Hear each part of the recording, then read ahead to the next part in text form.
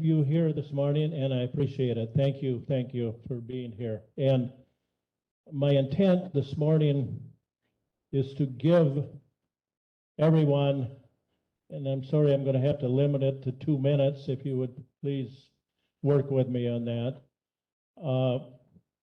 And there'll be other times when you'll be able to comment, because this is only a first step in, and I'll call them the resolutions, and there are copies of them circulating, so you'll all be able to look at them.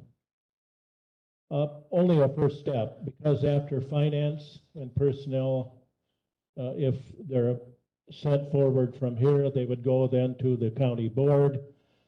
From the county board, and all of the resolutions require then action by the various standing committees. The standing committees being, for instance, Pine Valley and Child Support, or Public Safety, or the campus committee. I'm not sure what it's called now, but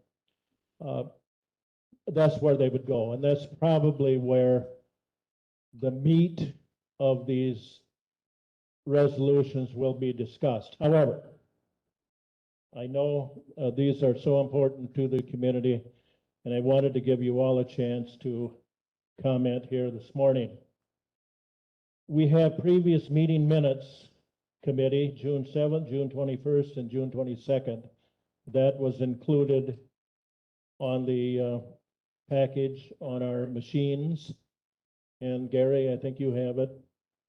Are you ready to make a motion on those meetings? Thank you. Thank you, Mr. Manning. Do I have a second? Mr. Gotchel. All those in favor of approving the previous minutes, signify by saying aye. Aye. Thank you.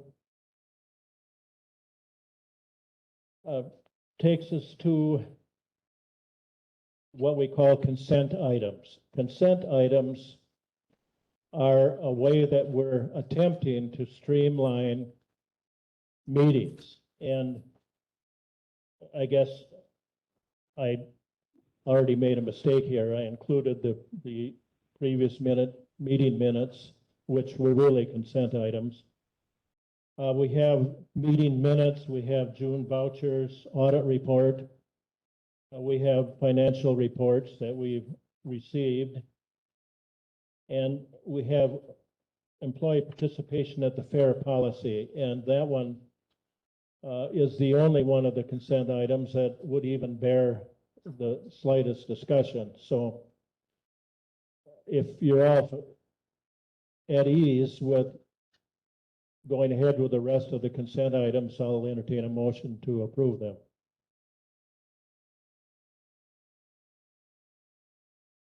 And for your information, the fair participation is to allow county employees approved time to work over at the fairgrounds during Fair Week. Mr. Chair, this is Sean. I'll make a motion to approve agenda items number 5, 6, and 7 altogether. Thank you, Sean. Motion made by Murphy Lopez. Do I have a second? I'll second. This is Melissa. Thank you, Ms. Luck. All those in favor of the consent items signify by saying aye. Aye. Aye. Opposed? All right.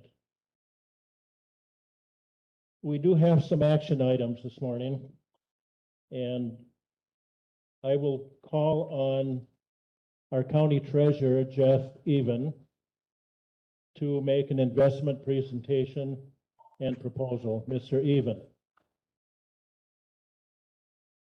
Can you hear me? Perfect. All right.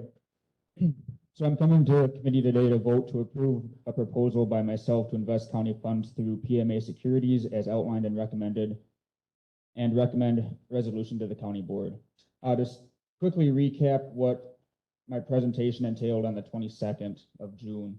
Our current investment strategy is to house all of our additional funds in the local government investment pool, or the LGIP. We essentially treat this as a savings account. While the funds remain in a highly liquid state, the trade-off is a less than favorable return on investment through interest rates. I've been in contact with, I believe Matt Silkey from PMA is online for about 6 months here, exploring options for the county to really kind of maximize what we can do with our funds on hand in a responsible and prudent manner. My proposal today is to retain $13.5 million in our liquid assets, with $7.5 million remaining in the LGIP and transferring $6 million to WISC, and then investing in individual $1 million short-term portfolios for a total of $4 million with step maturities. If you would move on to the next slide. I have a brief, and that's easy to read. So essentially, I have a brief comparison. The top half of this table is a direct carbon copy of the presentation that I had on June 22nd. It then moves down to our current strategy of our total $17.5 million that we house in the LGIP through our various committed funds and our what we call general funds. With all of those, we are returning about 0.62% on interest. Based on that, in a year, we will have gained $1,000 in interest on all $17.5 million. The next box down, we go to my proposed strategy where we retain the 2.6 in the various funds within the LGIP, transfer 4.9 or leave 4.9 in the LGIP, transfer $6 million to a PMA WISC account, which is another version of the LGIP that specializes with counties and schools. And then we move to a $1 million short-term investment for 3 months, a 6-month portfolio, 9-month, and a 12-month. Based on interest rates as of May 31st, those are the most recent I could get for the LGIP. We would realize approximately a $55,000 gain on interest by going to this type of investment. If we go to the next slide, it shows a kind of a simplified timeline on an ideal calendar year. Again, not the easiest to read for those in-house here, but essentially this shows when each portfolio would mature and the liquid funds that we would have available through PMA. So assuming on January 1, we move all $10 million to the PMA portfolios, retaining 6 within their money market, which is a completely liquid account, we would treat exactly like we do our current LGIP funds.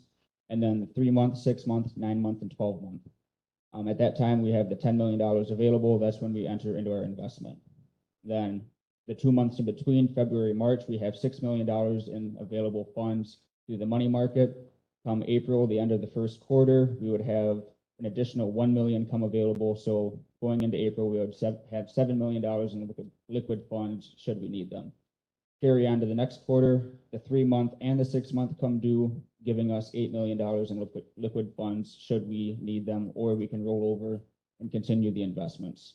Next quarter into October, again, the 3-month comes due, and then the 9-month.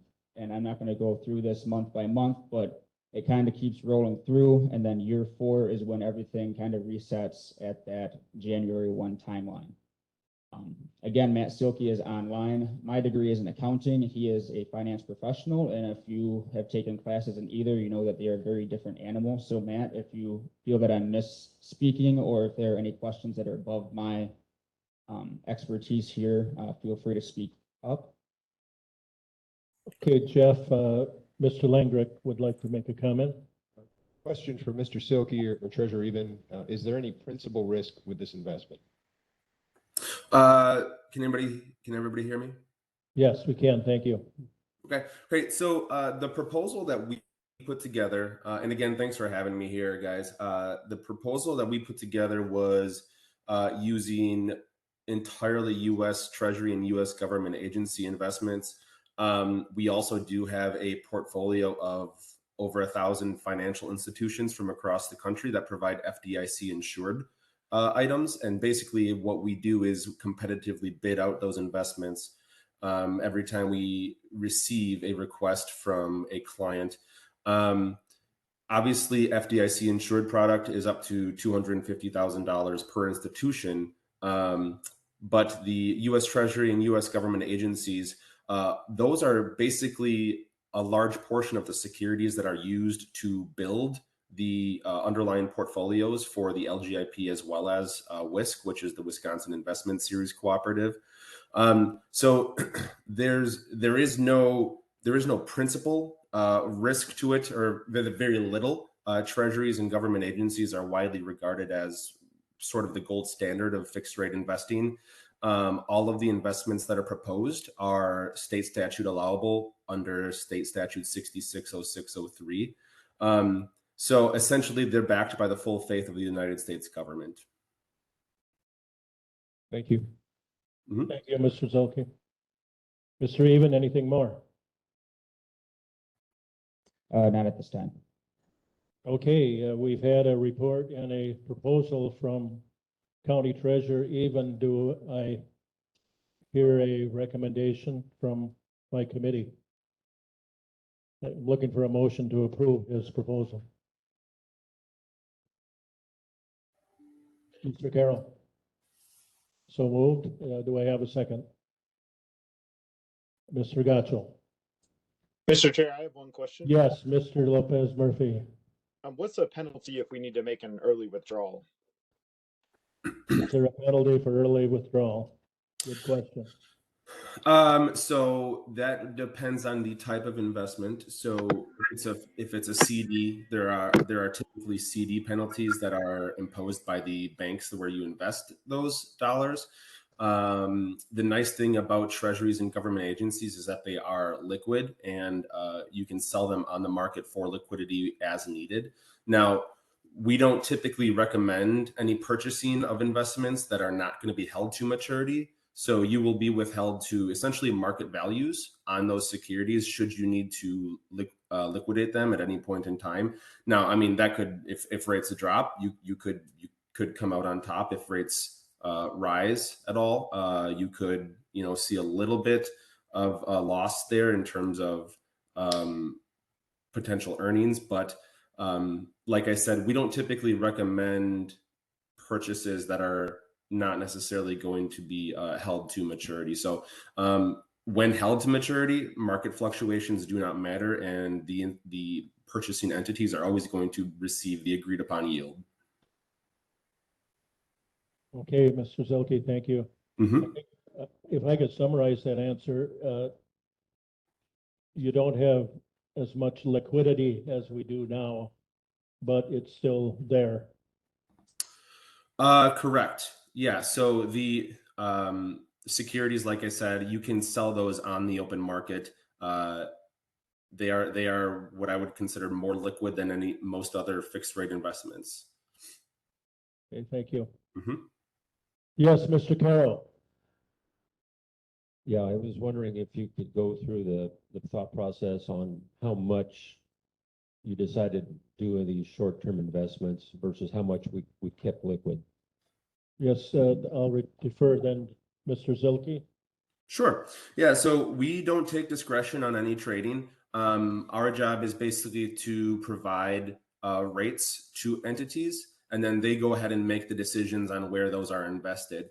Now, we can absolutely assist in building out a cash flow model that will help entities sort of predict when they might need funds. And then what we do is we provide the bid rates for those liability dates. So we always recommend investing to a need date or a liability date. So there's definitely a conversation there. Some people who just have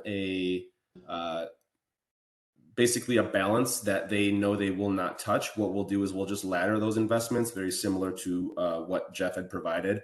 You can do a 6 month, like 2 year ladder where you have maturities every 6 months.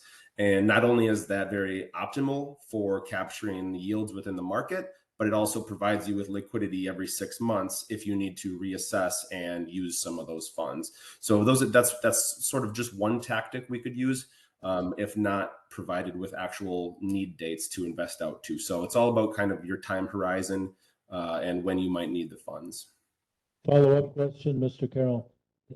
I guess my point is that I want to make sure that we don't get at a point where we have to do an early withdrawal, and maybe the question is more for the treasurer. Is how did that number of how much we're going to commit to the short-term instruments, how was that number chosen? So this was done by analyzing kind of our performance in the LGIP with our principal balances and our typical expenditures and receipts per month through the county. So if you remember back from my presentation in June, currently we have approximately 17.5 million in the LGIP, with 2.6 being reserved in specific funds for grants, ARPA funds, and short-term borrowing. So those all are remaining in the LGIP for continuity's sake. Then we go to our general account number 2, where we have 14.9 million currently housed. Of that 14.9, we have 4.5 million approximately in contingency funds for individual departments, and 5.4 million in upcoming settlement payments to the local municipalities, towns, school districts, villages, and the city. That leaves approximately 3 million that we have kind of set aside as a county-wide contingency of 3 million in uncollected taxes at that point in time. And then the remaining 2 million is kind of a general ebb and flow for the county. So my thought process here is taking the 4 million out of that 5 of the ebb and flow and committing it to short-term investments. Then that way, with the 13.5 that we have remaining in liquid funds between the LGIP and the PMA WISC money market, we on average range from 3 to 4 million in expenditures per month. So that does give us time to cover contingencies should revenues halt unexpectedly. All right, thanks. The county has a policy of maintaining at least 3 months. That's the It's general. like principle. having a good checkbook balance. And we do have, that policy was adopted about 6-7 years ago, and it served us well in the meantime. Comments? Administrator Langrick? I'm good, Mr. Chair. Thank you. Okay. I know, I just turned it on. Hello, who was that? Okay, if we have no more questions, I will call for a vote then on the proposal by County Treasurer Even. All those in favor signify by saying aye. Aye. Aye. Opposed? Okay, Mr. Even, you have our permission to reinvest those funds. All right. Takes us to discussion and possible action on items of administrative reports, resolutions, and recommendations from 622. Now, on 622, we had received a state of the county report from Administrator Langreck. It was, I think, 167 pages, I believe. It was lengthy, and it took most of a day to get through it. But at the end of it, we no longer had a quorum in our committee, so we could take no action on it. Now, I would like Administrator Langrick to just hit the high points of that, if he would please, to reappoint committee members with the highlights. And before we ask for a vote to accept that report. And when I ask for that vote, it will be accepting the state of the county report. It does not include further recommendations, okay? So I'm asking for him to give us the highlights, then I'll ask for a vote on state of the county report. Administrator Langrick. Thank you, Mr. Chair. As Chair Brewer just mentioned, I've got a list of different proposed action language for you today, finance and personnel. It's underneath item number 9, summary document. The first two being looking for a motion to accept and file the administrator's reports with amendments. And as Chair Brewer just mentioned, that is specified to the report aspects, not necessarily the recommendations and the resolutions as that's the next action. I have two amendments for you today in those supported materials, which was comprised of a PowerPoint presentation, and then it had also a summary document, an agenda summary item. The two amendments are on slide 60 of 67. If you could strike full-time employees for Richland County at 366 replaced to 230.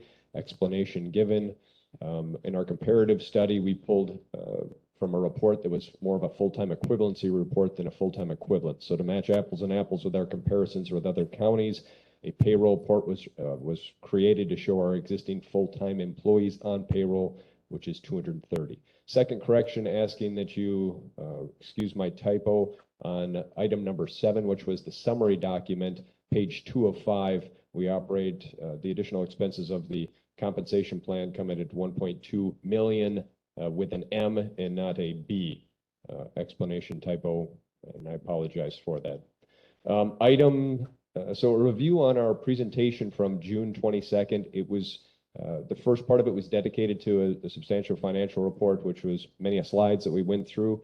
Some of the big highlights is that we were depicting information with familiar conversations with finance and personnel from previous meetings. The county's over financial accountability and management practices have been proving, which we see through our audit reports and through our Moody's rating through for borrowing funds. Our expenditures are exceedingly outpacing our revenue sources and our remaining fund balances. In order for the county to maintain financial solvency and meet increased costs of operation and inflation, services must be prioritized, removed from county funding. We then went into a section of the presentation where I worked through a financial planning worksheet, which is delivered to finance and personnel. Extensive worksheet that was kind of all set up in an accounting kind of a framework where we're showing additional impacts or added gap to our 2023, 2024 and beyond budgets, and also reductions. Some of the big impacts that were brought forward with proposal was to cease levy expenditure funds for many of our discretionary services. It also reflected in that summary the goals of finance and personnel and county board to implement the Carlson-Detman wage schedule and get us to market value as derived at in 2018, as well as reflect a cost of living increases to account for inflationary impacts. We know that through that document that going forward into this year's budget, we anticipated about $450,000 that we are plugging this year with undesignated fund balance and with contingency type funds. There was a series of other different assumptions and projections and recommendations that were in there, including reduction in placement costs. We had mergers of positions at Highway. We have anticipated increases with operational expenses through the sheriff's office. There is a call by the administrator for a reduction in one daytime patrol officer from the sheriff's office, certainly of significance. Expenditure projects for the new radio project is included or projected in there. The recommendation calls for the reduction of a part-time veterans benefits specialist position. Reduction pushes the new county website and need for Microsoft Office 365 out until 2026. There's recommendation for a reduction with UW extension levy down to $100,000 by 2024, and levy impact reduced down to $75,000 by 2026.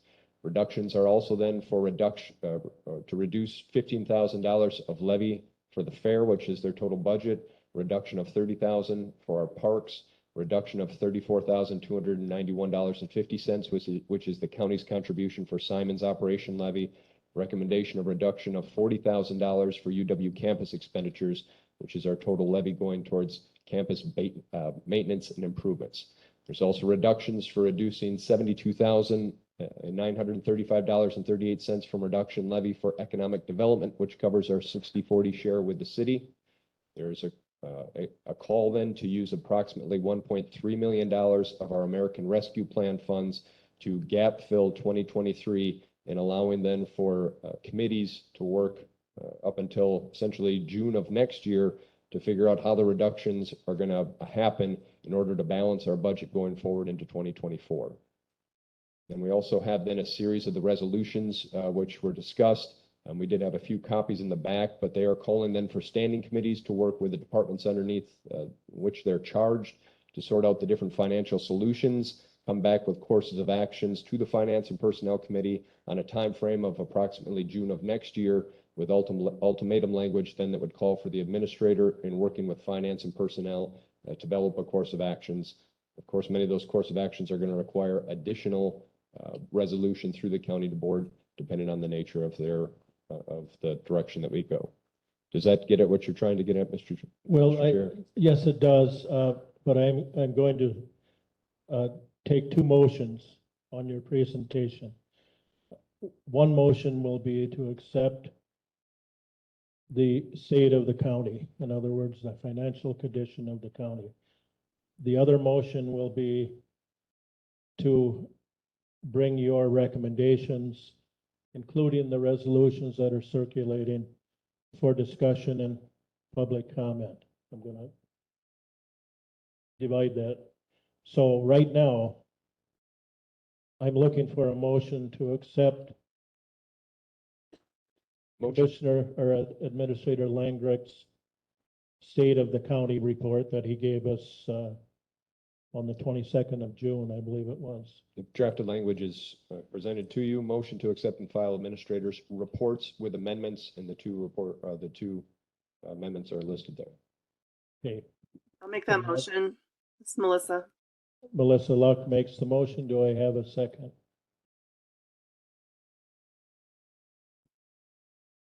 Do I have a second?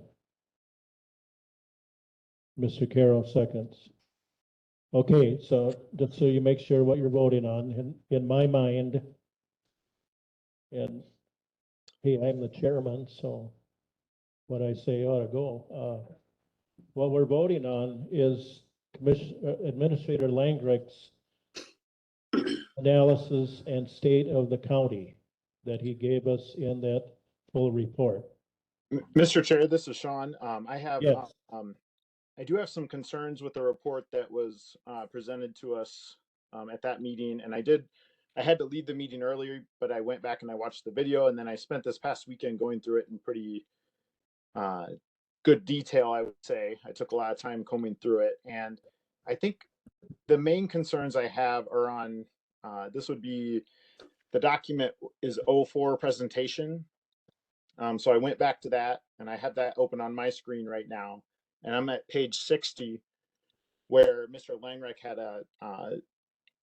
had an error, and I just want to speak to, I think there is some confusion between the meaning of full-time employees versus full-time equivalent employees. I spent quite a bit of time looking through the chart that he created last term, and I really appreciated that he did that, showing all the county's employees. If you go to that slide, I'm not sure if you can put it up on the screen so other folks can see what I'm referring to here. I just have some concerns about the accuracy of pages 60 and 61, and I'm going to make a motion to amend to delete those two pages. And I'm not saying I necessarily agree with everything in the whole report, but I'm saying with these two pages, I'm concerned about the accuracy, and I don't believe we should be including anything that may be inaccurate. If we go to the next slide, this chart right here, I think, has several problems with it. For example, our economic development contribution to the economic development position, I know, is more than $26,000. I'm getting to the point where I don't like this term non-mandated services anymore. I think that's getting kind of messy, and I don't think anyone's really dug through the law to figure that out. And then I just think in general, this slide is not, I think it's too vague. I think more research needs to be done. So that's why I'm making that motion to amend to Okay, delete thank pages you. 60 and 61. Thank you, Mr. Murphy Lopez. Administrator Langrick, can you comment? They'll be stricken from, when we finalize, then we'll pull these data points out. And if the committee has, further want to digest these, to put them, again, they were intended to put us in contrast with what other counties are doing to understand, and again, a comparison is to not be looking at Richland County just as a bubble project. So we have a motion to amend striking pages 60, 61. Do I have a second? I'll make a second, but I'd like to ask Mr. Murphy Lopez a question. Oh, well, thank you. I accept your second, and you have the floor. Supervisor Murphy Lopez, did you look at the chart, the revised chart that was on our iPads this morning or last night or whenever, Friday, that included Tammy or someone's reevaluation of the FTE number? I went through everything on Saturday evening, and I'm not sure what chart it is that you're referring to, so I don't know if I've seen it. There was an Excel, I think it's an Excel table where they evaluated how they came up with the new number. I don't know where I found it. I can speak to that. So we didn't touch, Okay, thank you. we didn't touch any of the materials that were presented on the 22nd, but as a supplemental document, the payroll report, is that what you're referencing, Supervisor Luck? Yeah, that was what I was referring to, how you came up with the new number. Okay. Yep. And it's, I just didn't know if that spread any light on what Sean is asking. Well, I think this is probably helpful. This is the first time I'm seeing it, but I'm not sure. I think we have to be very careful about how we ask that question to other counties. If we're going to compare our staffing levels to other counties, I think we need to be very clear with them. Are we asking for full-time equivalents? So, say if someone works part-time and they're 0.5 FTE, were they including those in their full-time figure from these other counties or not? I feel like I need to learn more. I think we need to do more homework in this area. And then, like I mentioned before, I think there's some other inaccuracies in those slides that have nothing to do with the level of full-time employees or full-time equivalents that we have at the county. So I'm still uncomfortable with it, with those two slides. And I'm not, I guess what I'm saying, Mr. Langreck, I know you said it will be stricken. Well, we haven't decided that yet, but I do think if we do decide it, it's not that I don't think that is valuable information. I just think it needs more work done. And I think if we're going to accept a report, we should be fairly confident that they're accurate. And I think they're inaccurate. Thank you, Mr. Murphy Lopez. I think I've heard enough. I'm ready to vote on the amendment. Are you guys ready? No, Mr. Carroll, one more comment. Yes.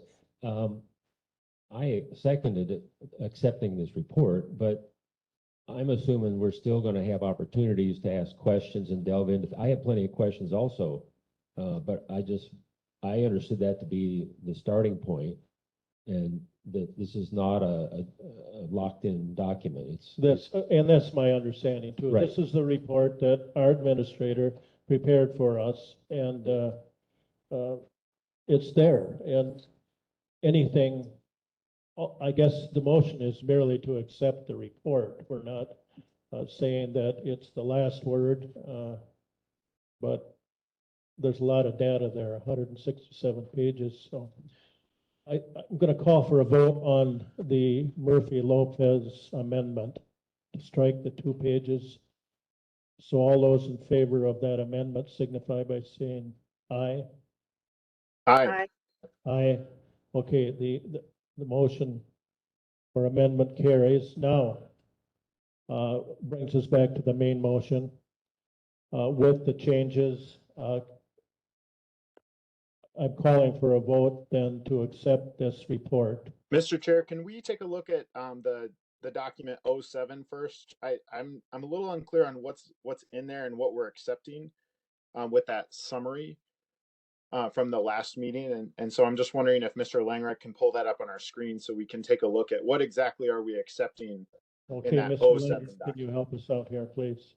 so the document 07 was an agenda summary item. And it was intended to kind of give a broad stroke of what the content of the June 22nd meeting was.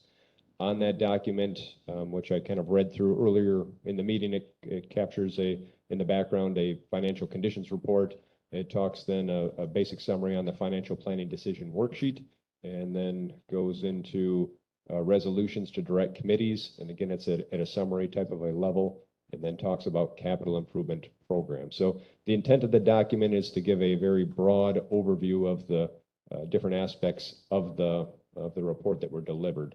And the error that came in there was what should have been a M versus a B on paragraph 1 of page 2 of 5.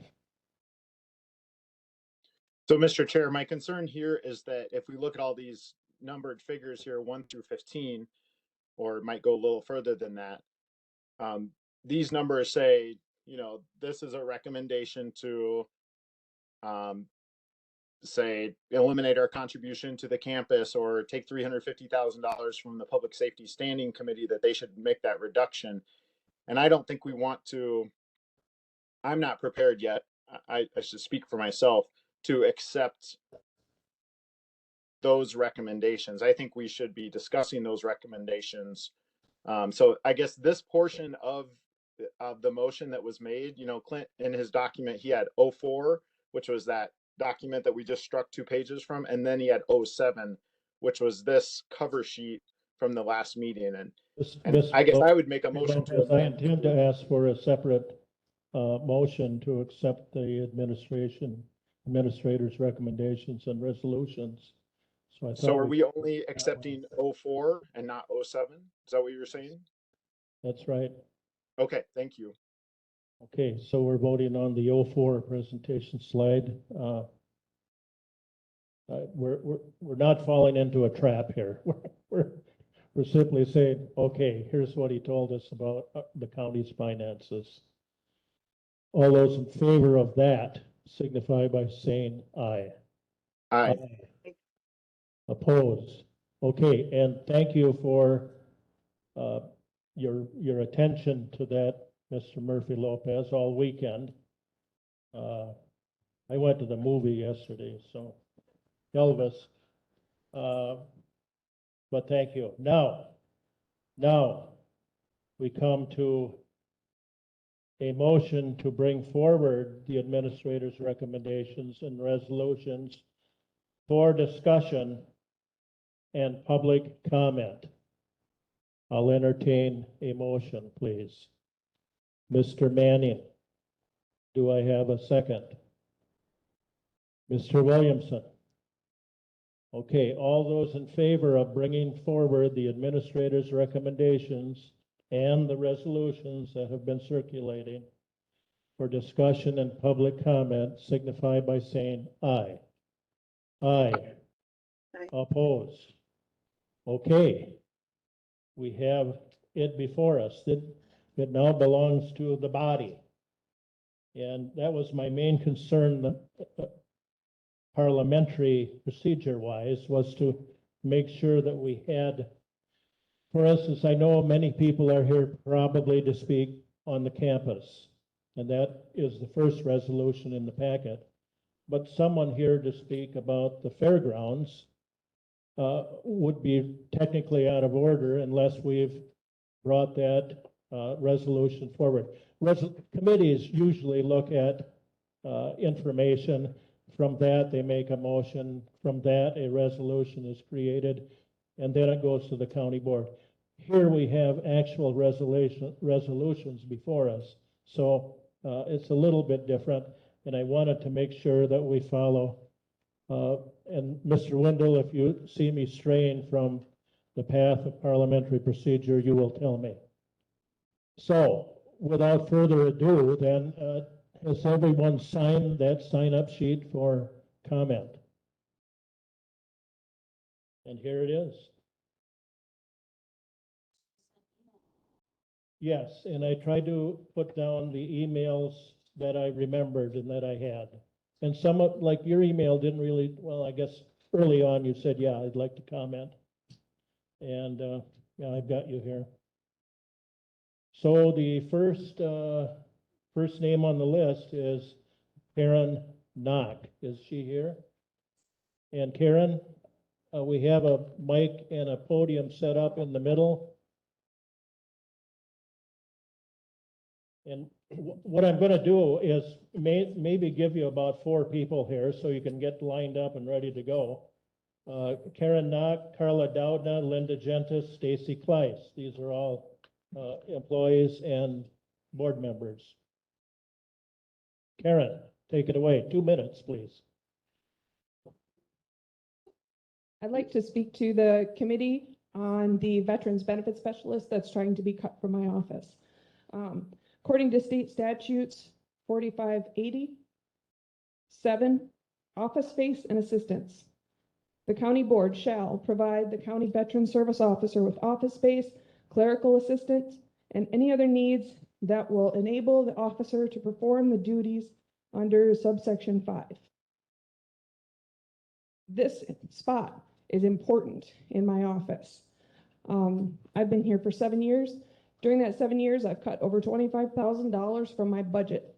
I am down to the bare minimum of what I can cut. In the last 120 days, I haven't been allowed to hire for the position. I am now currently looking to fill the position. I've been given permission. And in those last 120 days, I have had to stop mandated services. I have not been able to visit nursing homes to advise the veterans and the residents. I have not been to the funeral homes, community center, monument company, the DMV to pass out paperwork informing on what benefits are. I have had to not do home visits because when my office door is closed, that means that no services are being given out. So I have been forced to stay in my office, working through lunches, through breaks. I barely leave my office. I haven't had any cemetery visits. During the last 120 days, I took a vacation day and I also took a sick day. And both those days that my office was closed because I wasn't there to keep it open, we received complaints at the county. I have missed a couple of department head meetings because I haven't been able to be there. In the last 7 years, I have put $12 million in the pockets of our county residents. That's taxpayers. My office helps to bring those benefits and that cash into the county. $12.1 million. If we were to cut services, that number would depreciate. And that's what we do in my office. We bring benefits and cash. Yes, thank you, Okay. Ms. Knock. You heard the bell behind me, but I think we got the gist of what you're Please telling us. reconsider. And you'll have another cut at this at additional committee meetings, but thank you. Thank you. Thank you for being first. Carla, are you here? Yes, she is. Carla Doudna will speak on the fair. Good morning, everyone. Good morning. So again, my name is Carla Doudna, and I'm here as your Fair and Recycling Coordinator, which is now part of the Fair, Recycling, and Parks Standing Committee with Gary Manning as our representative on the Finance and Personnel Committee. I'm here to speak on the fair as Kathy Cooper is the Department Head of Parks. I understand the situation that we're in and the difficult decisions that need to be made. I'm appreciative of the time spent by Administrator Langrick and all those parties that assisted him with the development of the 163-page document that we first saw on June 22nd. I'm here to save the fairgrounds. I'm here to save those grounds and all it provides and all it can provide to the youth, service organizations, and the community as a whole. The county is not a business, but a government entity. A county provides services, whether they are mandated or non-mandated, and those are words that we've heard over and over for some time now. Some of those non-mandated services generate revenue to the county in tax dollars. For instance, the fairgrounds and the parks, we do that. The fairgrounds and the parks generates $111,000 a year in tax dollars for the county. Between those two departments, the county provides us $45,000 in tax levy, $30,000 to the parks, $15,000 to the fairgrounds. If or when you dissolve these two departments, how does the county plan on recouping that revenue? We've only heard about cutting expenditures, but with dissolving those two departments, you're cutting $66,000 in revenue to the general fund. There was a discussion on the county owning too many buildings. I heard that on the morning show and at the Economic Development Summit that I attended. We all know that buildings cost money to maintain, but only if that were the case, and at the fairgrounds it isn't. Granted, the roofs on the majority of the buildings were replaced due to the hailstorm that we had a few years back. Those shouldn't be an issue for many years to come. As for the buildings, the county doesn't maintain them. You own them, but I've yet to see money from the county to maintain those buildings. From what I've researched, the maintenance is typically done by FIC Fairgrounds Improvement Committee, 4-H, FFA kids and families, Meat Animal Sale Committee, hundreds for the fair that they raise during the auction. Also, the service clubs, the Lions, Kiwanis, Legions, Compeer grants, and the past FEMA funds from the flooding that happened a few years back. So I'm asking you to reconsider the 1/1/24 date. That only gives us 1 year to start generating revenue. Thank you. Thank you. Ran a little bit over, but not bad. Linda Gentis.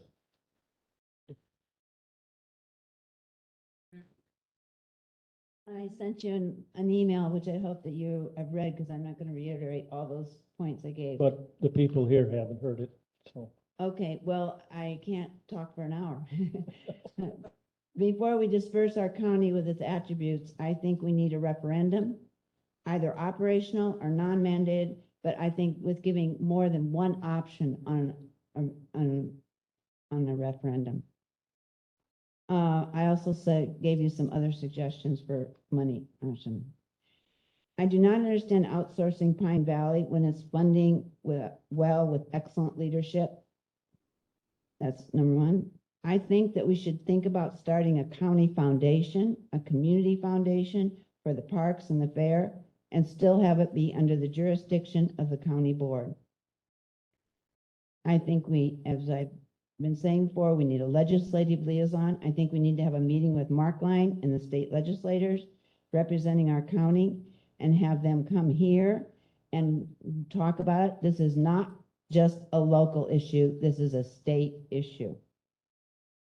As you can see from the chart that was passed at the last county board, that the campus, the numbers going down correlates exactly with the reorganization of the two-year colleges across the state.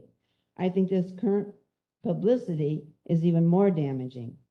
We are just getting started with a new chancellor, and I think in 2 to 3 years, things could change. I realize you don't think you have that much time, and money is tight, but I do want us to not be like our state legislators and be anti-education, so think carefully about that. I don't know, I'm not on that committee, but I think our sheriff's department and our city police are very well run and done, but I think we should investigate, since we have a small county, whether they could be combined and share resources, because we have such much money in cars. And one last thing, the resolutions written, I think, should not say that if not done by June, that just the county administrator takes over. I think the finance committee, because it's a board problem, and the board should be handling this problem. Thank you. Thank you. Susie Kleist.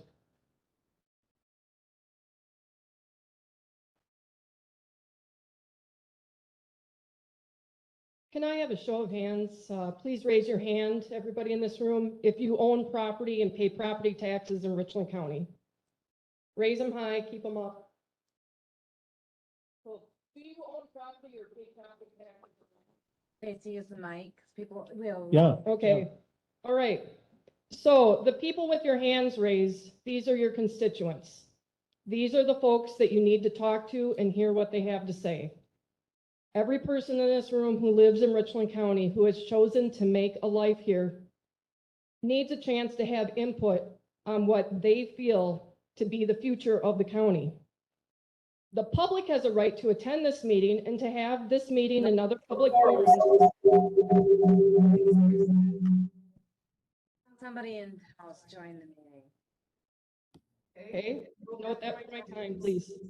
The public has a right to attend this meeting, to have this meeting and other public forums at a time they can attend. I know that the board requested having the meeting in the evening. I also know that the first time the proposal to cut funding for the fairgrounds, Simons, the parks, the campus, all of it were publicly made was June 22nd, not even 2 weeks ago.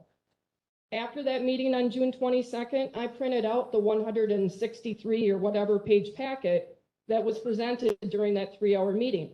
Much of that packet is hard to read. Yeah, the print is very small. I don't know how the board members are able to read it on their iPads. I would encourage every member of the county board to print that packet out and do the same with all of the information that you get. When I studied the packet from June 22nd, I made notes of the points that jumped out to me. First, I noted that Health and Human Services make up over 53% of the county's tax levy, the expenses paid by the Richland County taxpayers. Culture is less than 1%, public areas 1.5%. Combined, those areas account for about 5% of what the county spends just on Health and Human Services alone. So let that sink in, okay? Before you cut any parks, the fairgrounds, any public properties that are owned by the taxpayers of Richland County, you must identify why Richland County spends so much on Health and Human Services. You must also ask, do we need to be in the business of running a nursing home? Yes, Pine Valley is beautiful, and it looks good now. But like Marty said on the morning show last week, buildings cost money. If you think it's a big deal to maintain a few pole buildings at the Richland County Fairgrounds, buildings that are maintained with the support and volunteer efforts of many 4-H families and others in the community, ask yourself, how much is it going to cost to maintain a nursing home? I've heard that you've had offers to buy Pine Valley. I would like to know more about that. And let's have an independent study on the operations of Health and Human Services. Before you cut off any parts, you need to stop the bleed. It seems the bleed comes from a hole the size of a grapefruit. Without a serious look at your largest expense, Health and Human Services, you're trying to stop that bleed the size of a grapefruit with a grape. You are elected officials. You have been elected to lead, not follow. Face each other, face your constituents, work with the people who elected you into these positions, ask them for their thoughts. Listen, really listen. Thank you. I let you go a little bit over because of the interruption. We paused her for over a minute or two. Our next speaker is Joan Bethke. Is she here? Yes. He left me a telephone message. Thank you for this opportunity to speak today. I am here to voice my concern about the proposed sale of Pine Valley Community Village. My name is Joan Bethke. My husband Carl is a lifelong Richland County resident, and I have lived in this county almost 44 years. We visit Pine Valley daily, and our only child, 42-year-old Steve Bethke, is a resident there. Steve moved to Pine Valley on November 1st, 2017, after living at home with us for 37 years. Steve has cerebral palsy and is in a wheelchair. He cannot talk and is legally blind. He has medical needs requiring nursing care. In the early 2000s, both of Carl's parents required long-term care, and they spent their final months at the old Pine Valley. We were pleased with the great care they received.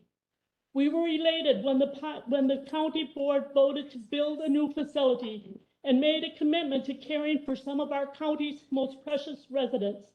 Pine Valley is truly Steve's home, and we are grateful for the excellent care he receives. We consider the staff and other residents our extended family. I am the Vice President and Acting Secretary of the Pine Valley Foundation, and during the COVID pandemic, many of us volunteered hundreds of hours to screen at the front door because they were locked. I am not sure that many of us would have volunteered that often and that much if Pine Valley becomes a for-profit facility and no longer belongs to the county. When we owned our farm, it was located halfway between Richland Center and Muscadet. Many times we drove through Muscadet and it seemed like every time we went, the nursing home there had a new name. We do not want that for Pine Valley. The county has built a beautiful new facility, but Pine Valley is more than a building. It is about the people who call Pine Valley Community Village home. It is home for up to 96 elderly and disabled residents, and they deserve respect and support from the county and the community. Thank you. Thank you. We'll almost squeeze that in, so thank you. Cindy Chicker.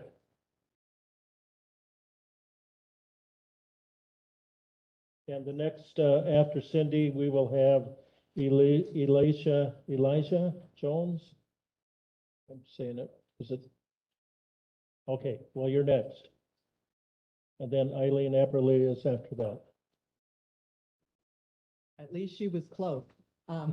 Good morning, I'm Cindy Chicker, and I've been a member of the Parks Commission for probably about 4 or 5 years now, and then we were now part of the recently combined Fair Recycling and Parks Committee, and we're just getting organized, and we're hit with this.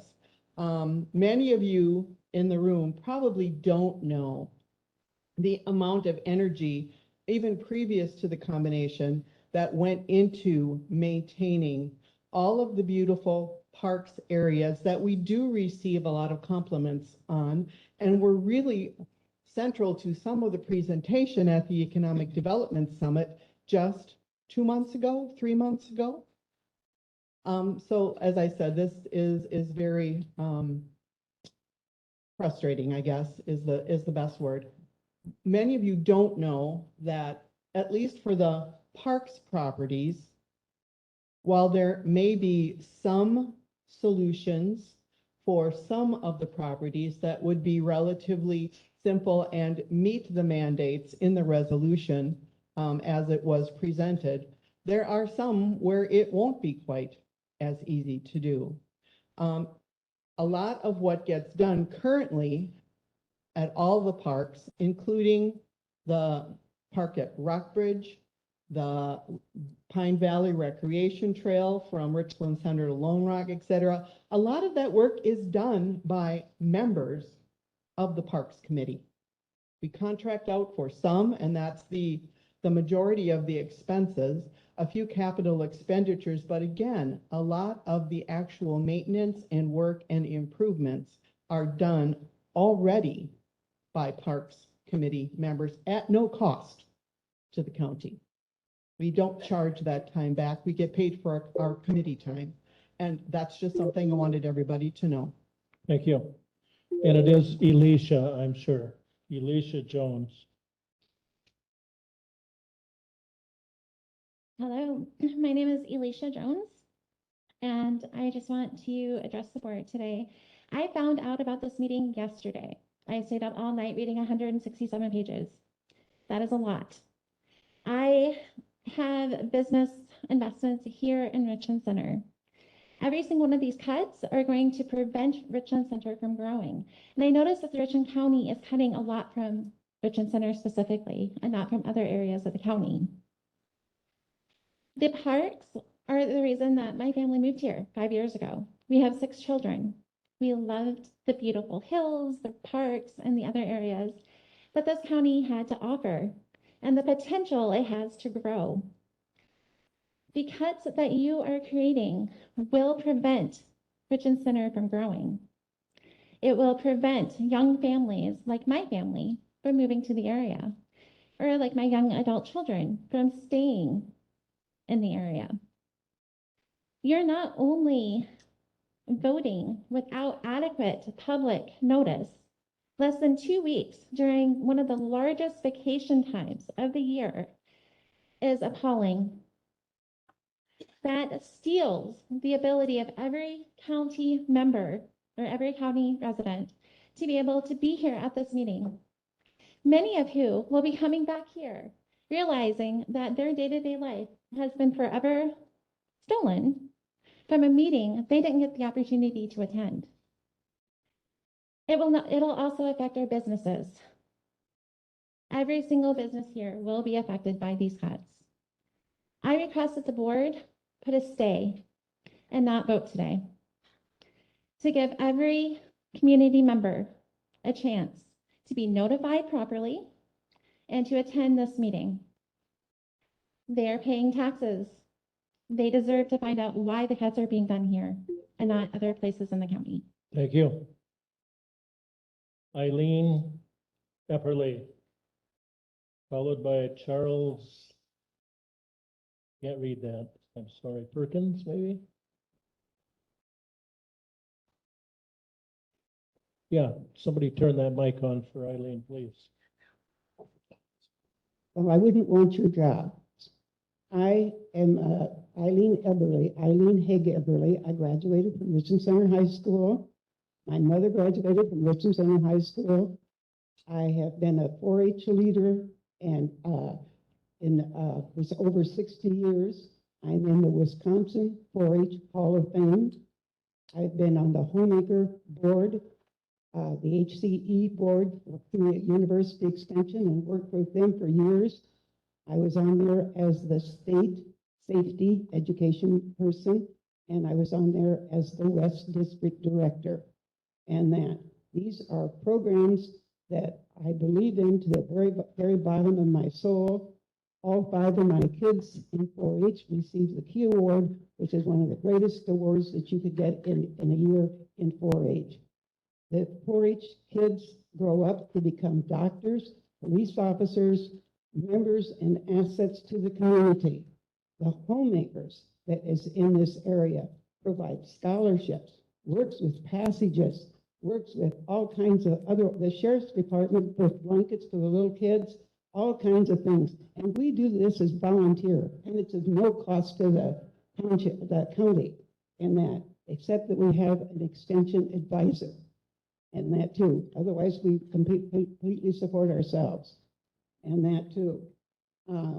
I wanted to say that my mom was a 4-H leader in this county years ago, took her beef cows over to Muscatine with a horse and wagon, took it to Chicago for their little international, and they were called corn clubs at that time.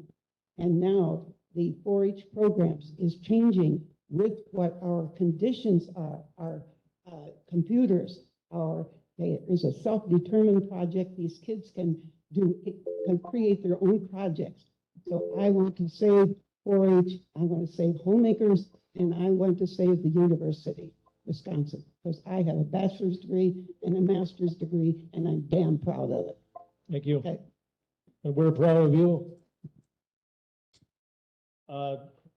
Is it Charles Perkins is next? I'm having trouble reading this one. Starts with a P. Okay, then we'll go to Ray Schmitz. Ray, I can read your name, so. Got it. Where are you, Ray?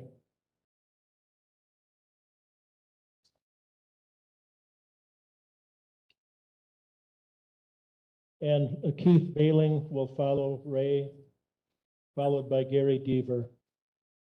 Ray, good morning. Good morning. Thank you, Mr. Chairman. I would like to begin by asking that the proposal to remove Pine Valley be removed. And as you know, Pine Valley has made available over the years, the past 3 years, $1 million back to the county. The past year, it was over $504,000. This money that was returned to the county did not go to reduce the debt that Pine Valley incurred because of its construction. It was used to plug the holes in other departments' budgets. So I would like to have you consider an alternative to this. Pine Valley is the crown jewel of Richland County. It was just a few years ago that we built this wonderful, wonderful facility. And I know it's much different for us people on the outside looking in, and the board on the inside looking out. One observation I have is the amount of the annual budget that goes to Health and Human Services, nearly 54% of the total budget.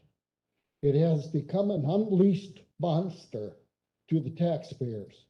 I know it serves a very important role to the people who are in need. We do not want to forget them.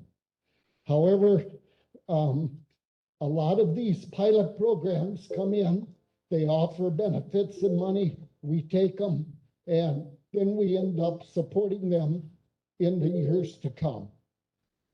Is my time up? Yeah, it is, but Okay. if you I want would to like say one more to- thing, go ahead. Well, I know part of the budget is considering the court-ordered placements that is in unknown.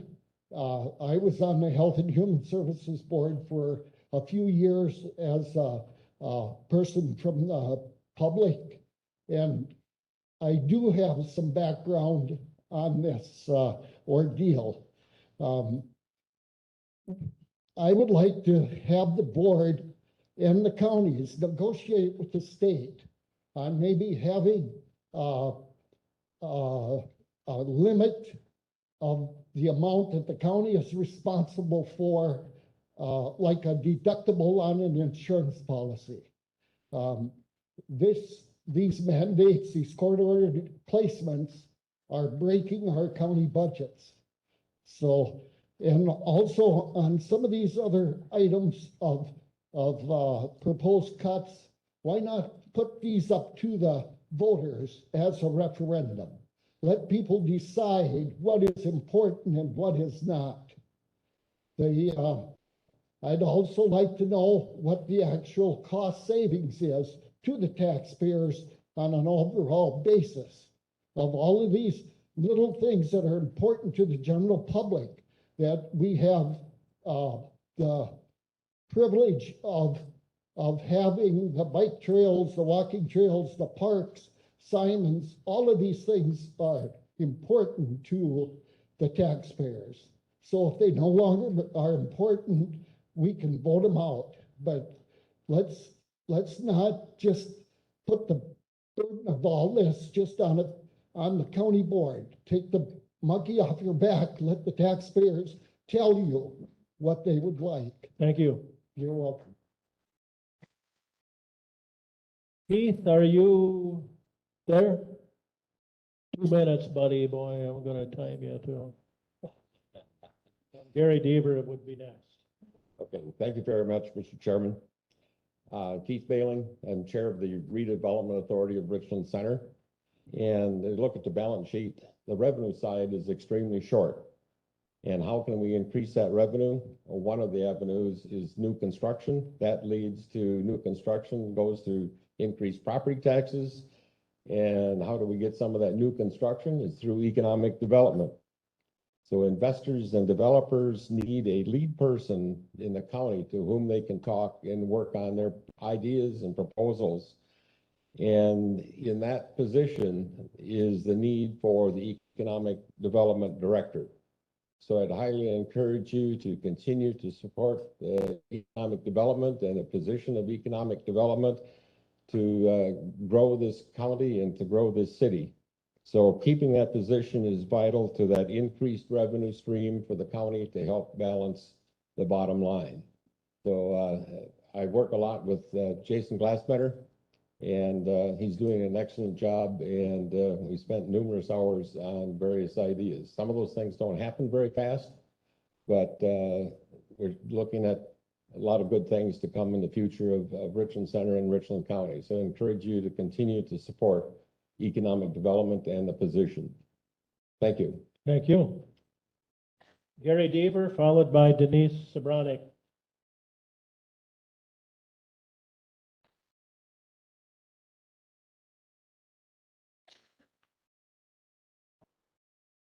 Good morning.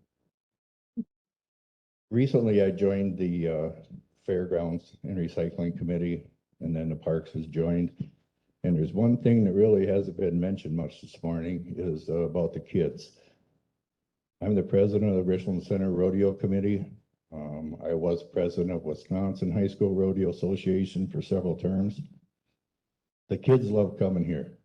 Now, if you take the fairgrounds away from us, there's other opportunities that come out here to the fairgrounds. They love Richland Center. They love the parks. So before you make any decisions, please think about the fairgrounds.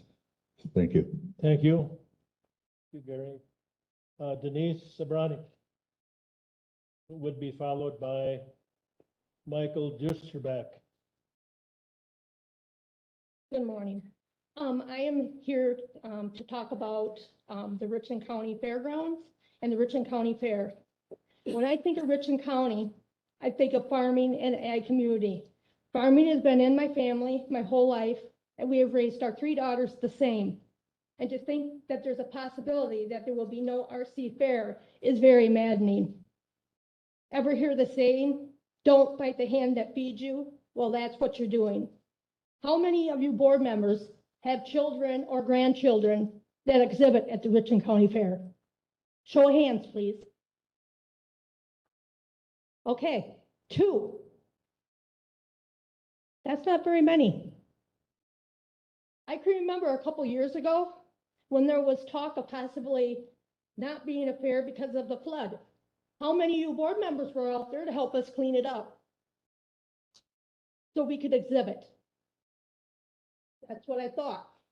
I have to thank our 4-H clubs, FFA, and Carla, and all the work that she does. We worked and we worked to get those barns and the buildings up to par so we could exhibit. You have to think about the kids, the exhibitors at this point. I hated to have to tell my 3 daughters, guess what, there might not be a fair when we had the flood. Their remark to us was, what about our animals? What about all of our hard work? What about the animal sale? This is what these kids do. These kids aren't out running around the streets, getting in trouble. They work hard all year to show at the Richland County Fair. And I'm proud of them. I'm proud of every 4-H'er, every exhibitor. I don't care if they are junior or they are an adult. They deserve to have the fair. They work hard. And it's my understanding that the county fair has already had a cut. They went from 30,000 cut in half down to 15. How many of the other ones on your list can make it if their budget was cut in half? We're looking at the fairgrounds. They are the bottom of the list. I think there's ones above that need to be cut. What about Health and Human Services who get 50%? How does that go? I don't understand it.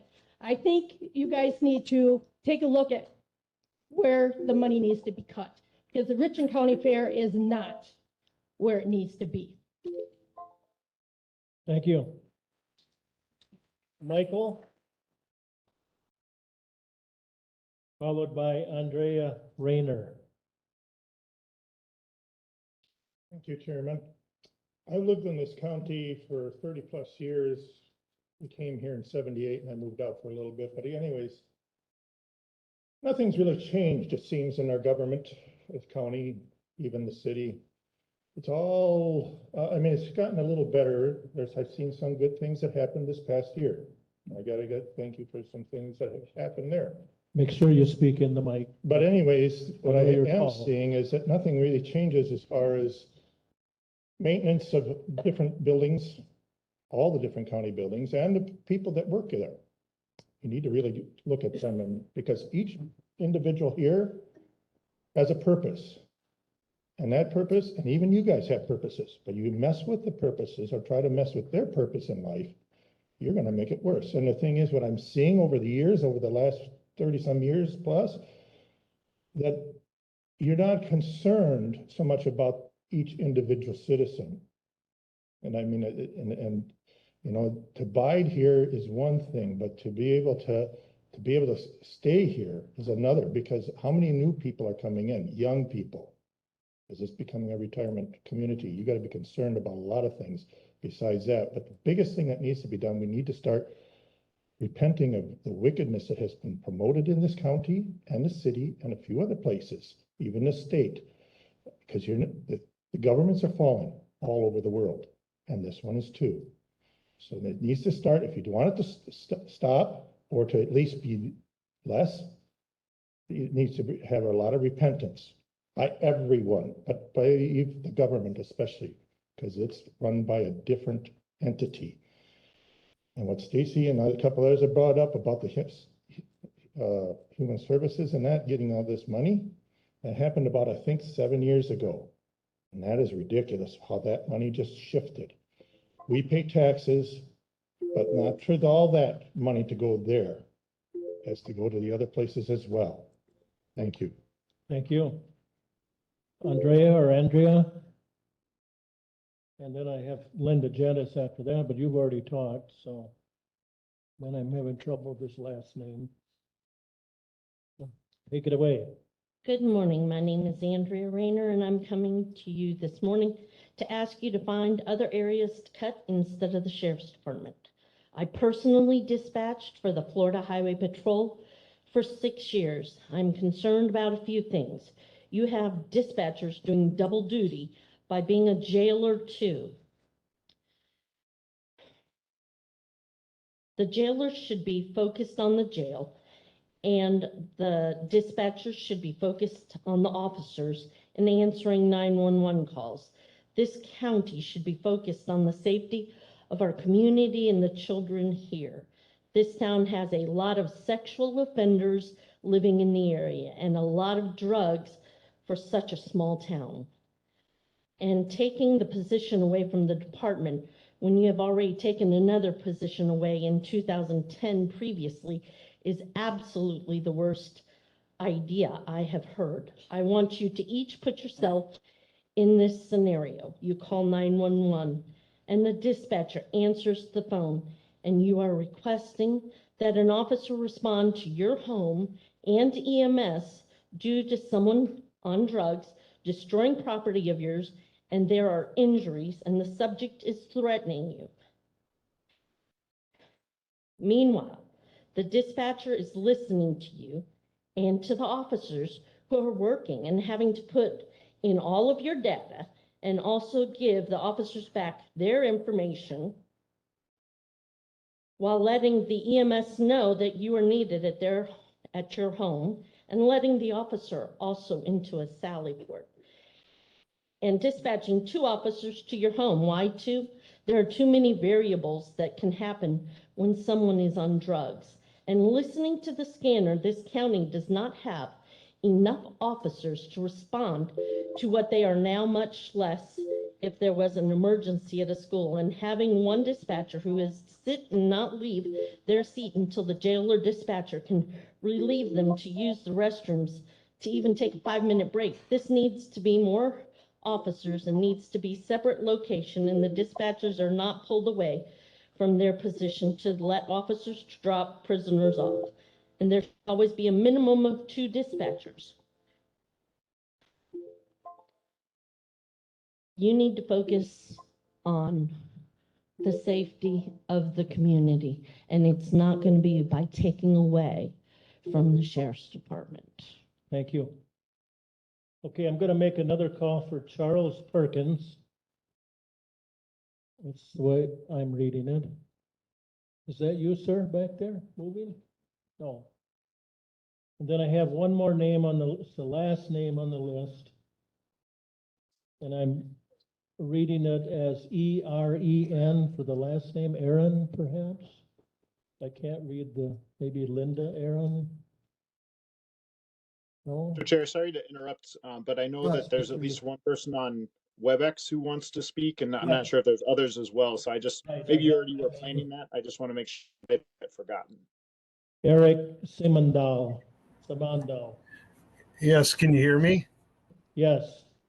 So my name's Eric Seamendel, and I'm on the Parks, Fair, and Recycle Committee as a citizen member.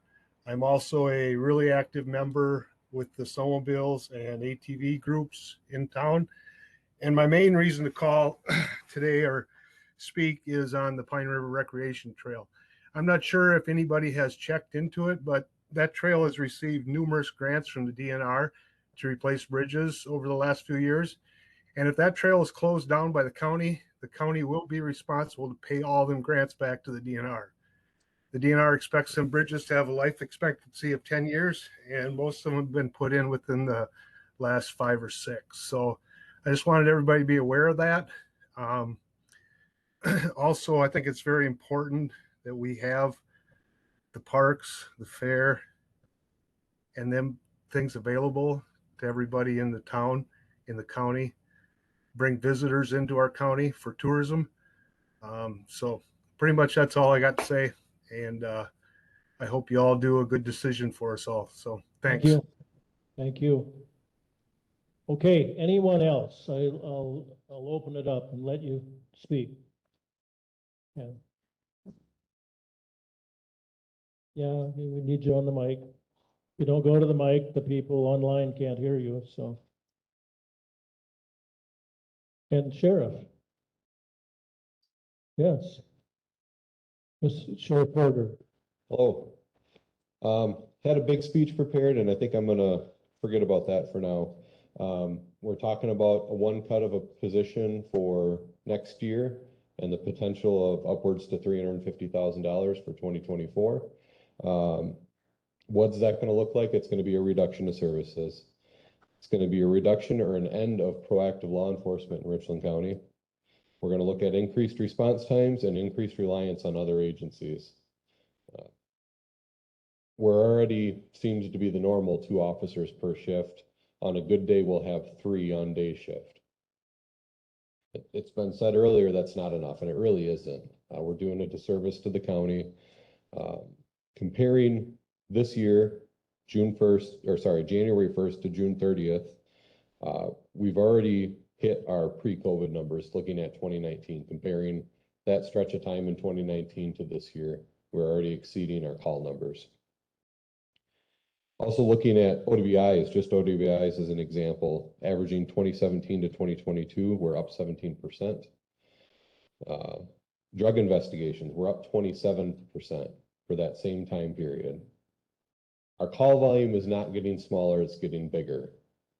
We're already doing more with less. We've mentioned that we lost a position, and said 2010, I was looking back, it actually was 2009 that we lost that position. Our call volume has went up 20% since 2009. But we're still working without that position. We keep asking for it and we keep trying to get it back, but we're still working without it. How are we going to get ourselves out of this problem in Richland County, this financial problem? We need growth. Growth is going to be directly connected to public safety. If you start cutting from public safety, we're not going to have growth. People want a safe place to move to bring their families to. They want a safe place to bring their business to. They want a safe place to come visit as tourists. If you start cutting from public safety, you're going to take away from that safety. Thank you. Thank you. Got a person coming up here, Richard, just 1 second. You wait your turn, by golly. I'm Kathy Cooper. I'm the county conservationist for Richland County, and also number of years ago, Parks was put under my department. So I've learned a little bit about parks. As far as what Mr. Seamandel asked was, I received an email late last week, not in time to give it to Mr. Langrick to give out, but it does talk about with the snowmobile grants and the parks grants we've gotten from DNR over the years, possibly county could have to pay back as much as over $500,000 in grants. That's something that it may need to be prepared for. And I have that list and I can get that to Mr. Langrick to pass out. The other part of it is in 1994, Richland County received a federal transportation enhancement grant through the Wisconsin Department of Transportation and $410,000 for the construction and maintenance of the Pine River Recreation Trail. There is a possibility, I have word in to find out if we would have to pay, as a county, pay that back. So that's, upwards of close to $1 million possible paybacks that the county would have to do and come up with somewhere. So that's what that is my one hat. My second hat is, they're talking about $500,000 or $50,000 for land and zoning. I'm not sure which department that would come out of, land conservation or zoning. But just to let you know that in Richland County, my department, we do the farmland preservation monitoring for the farmland preservation tax credit. In 2020, Richland County taxpayers, landowners received back $550,000 in tax credits. So that's something else to think about. That's money that they can spend here. And the third thing, as a parent of a 4-H kids, I echo what Denise said, and I have a daughter who will be going out to the campus starting this fall. And for second year, her second semester, she'll maybe have to find a place else to go to school. So thank you. Thanks. Okay, Richard, I'll let you talk. Richard McKee, County Board member. Yes, I'm representative for the 5th District. I'm also chair of the Pine Valley Board of Trustees / Child Support.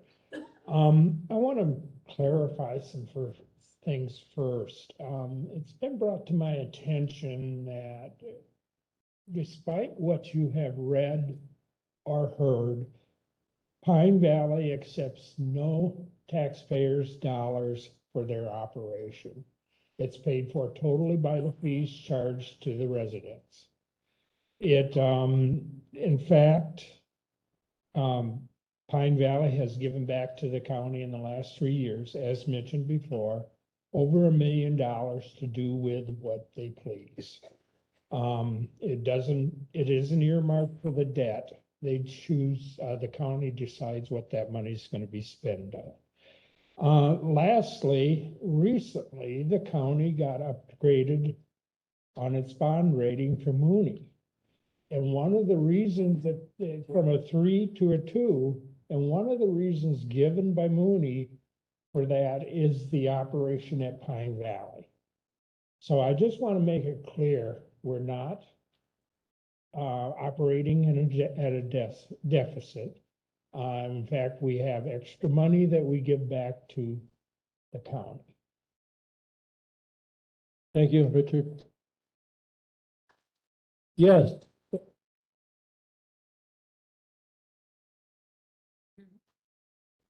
Tracy Goldman.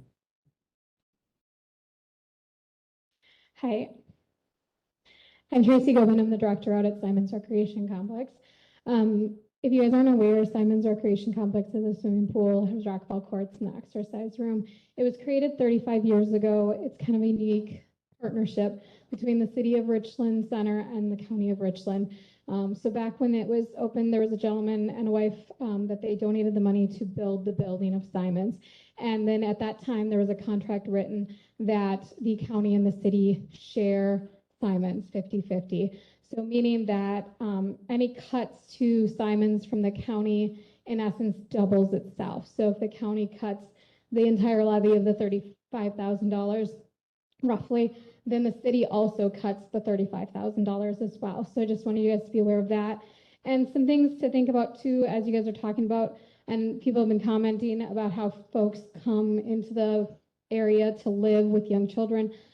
Simon's has been used over the years. We have many folks come in to do tours in the building, and they're bringing in potential folks to live here, to work here. So we've had doctors coming through, we've had professors at the campus coming through, other businesses will bring their interviewees around and do a tour around town. And one of the places that they stop in is at Simon's, because it is a unique facility for this small town and area. You don't often see in every single small town a swimming pool for kids to learn how to swim, to have a swim team, so that the kids have a safe place to learn to swim instead of going out into the rivers where they don't always make it. So having those things for the young folks as well. And even for adults, we have a ton of older adults that come into the facility. Over the last week, people have been coming up to me and telling me, you know, stories of why they come in and use the swimming pool. There's people that have gotten out of having neck surgery because they come in. So it is kind of a unique facility in the county that does bring in folks to come into the county to live as well. So looking at that, but just really wanted to make you aware of that the city and the county go 50-50 in there. I did email the board members a little map, and I can, if you prefer a paper copy, I can leave it. But it just kind of shows the users, the people that have come into the building of Simons, where they come from. So you'll see the numbers of the people living in the county, but then also surrounding areas of people coming in. And then when they come into Simons, you know, they don't just purchase memberships and hang out at Simons. They stop at other area businesses and bring revenue into the county as well. Thank you. Thank you, Tracy. Okay, we've heard from the public. And it's 12 noon, right on the head here. I'm inclined to take a short recess. I'm in a quandary because I don't want to come back here and take a vote on something and then be accused of waiting till the room cleared and then taking a vote. And I won't do that. So can we take a short break now? It doesn't have to be half an hour, 15 minutes, and reconvene. There's another person in line that wanted to. Oh, we have one more person online, Aaron Detman. I'm sorry, Aaron. You want to make your comments, please? You got 2 minutes. All right, I'm Aaron Bettman. I'll just make this really short. Just two quick thoughts I had. One is that I know at the last meeting, it was stated that we can't grow our way out of this financial shortfall. But I thought for the economic development position, we could perhaps grow our way to at least make that position self-funding. And I would think that that position would bring in enough money to at least fund that position, plus all the other side benefits that bringing in more people and more businesses to this community would provide. And one other thought, a few other people have stated, you know, at least pose the question to the public, bring it to referendum. And I think we're limited to the number of referendum questions we can ask. So we can't ask 10 different referendum questions for the 10 different proposed cuts or whatever. But maybe if we could ask for a few different referendum questions just to see if the community does want to fund these programs and how much extra money that would be on their property taxes. Thank you. Thank you. Sorry, I overlooked you. Didn't mean to do that. I'm just talking to Administrator Langrick, and what I'm going to do is schedule another meeting. It's what we need are more meetings, but I think it's vitally important to have a meeting. We'll have an evening meeting. Wednesday night, the 13th at 7 o'clock. Hopefully we can have it here. I'll have to check on that. I think that's what we will do. And we won't take any action on the proposed administrator recommendations or the proposed resolutions. But let me say this though. The longer we delay the resolutions, the journey of the resolutions is going to be this. We'll pass them out of this committee. They'll go to the board will pass them on to the respective standing committees. So the longer we delay that process, the time is shortened for those standing committees. You heard I think someone said, well, we have a deadline of June of 23. And that's true. In a year, they're supposed to come up with something. So we don't want to take away that time. Okay, so that's, if you think it's a hurried process, that's part of my modus operandi is to get it to the standing committees where the real decisions will be made. So I'm going to then move to a discussion of the administrator recommendations. Mr. Langrick. Mr. Chair, as you saw in your packets today, there's a proposal for several different actions for the body to consider. Let me pull them up here, and I apologize, it might be hard to see. On the flat screen, supervisors, you're going to see item number 9 inside your packet off the website. So the different actions that were proposed to kind of set context and to facilitate parliamentary procedure, you took action on two of those today, the motion to accept and file the administrator's reports, as well as the motion to bring forward the administrator's recommendations and resolutions for discussion and public comment.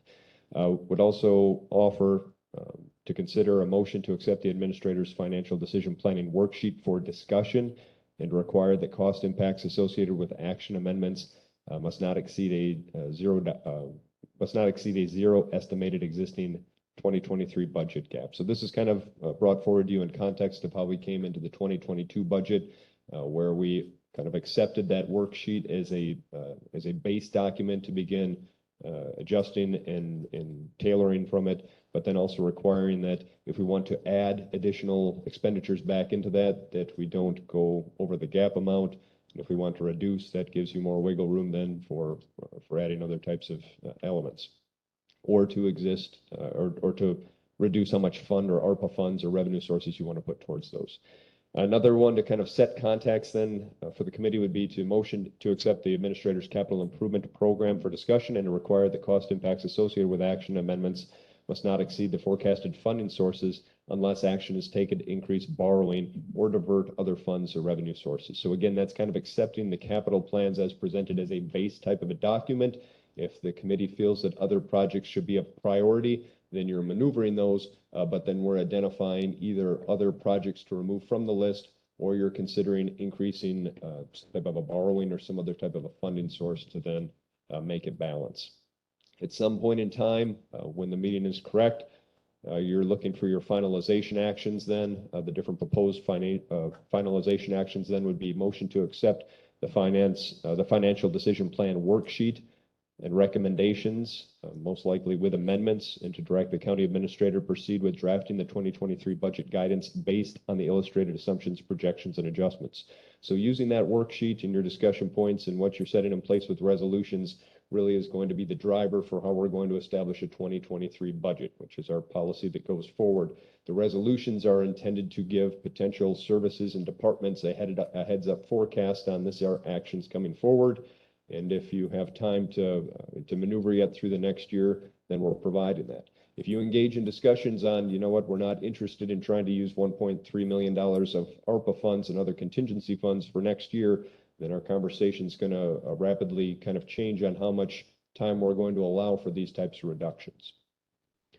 Action number 6, another finalization action proposed to you is motion to accept the capital improvements program again, most likely with amendments, and to direct the county administrator to proceed with drafting a 2023 budget guidance and 2023 capital borrowing authorization resolution based on those selected projects. So again, that's arriving at a decision where you're comfortable with the capital improvement plans and how the different projects are forecasted through the next several years, and then tasking myself to proceed then with developing a finalized version of that plan to take forward to the county board, as well as then working with our municipal advisor, Carol Worth, and formulating a borrowing authorization resolution to move forward with that if we're going that direction yet. Item number 7 is another proposed finalization action. It is a motion to recommend to the Richland County Board the resolution directing the named committee to conduct the specified tasks either as presented or amended. And this is action language that's intended then for each individual resolution brought forward through the recommendations to those standing committees, to some of the supervisor or the advisory committees as well. Again, all specific to those resolutions. And then you certainly have freedom to take other actions that may be germane to this agenda item, which is very expansive because we're obviously talking about nearly every service type of a conversation, as well as a budgetary types of items. So please be aware that this agenda item is expansive and covers decision and possible action on a full spectrum of county services and finances. So that's what's offered to you, again, as a series of motions for you to consider in trying to navigate through this very complex problem. I would ask Chair Brewer that if we do recess, I would like to come back in, if possible, for a session with finance and personnel to understand your concerns and your questions, so that if we are recessing to a date of Wednesday evening next week, that we understand your perspective and your concerns and questions that you have, so that we can prepare those as appropriate for next week. Mr. Chair. Administrator Langrick, the only thing I'm concerned with, I don't want to reconvene and then be voting on the very things that we talked about this morning with the community.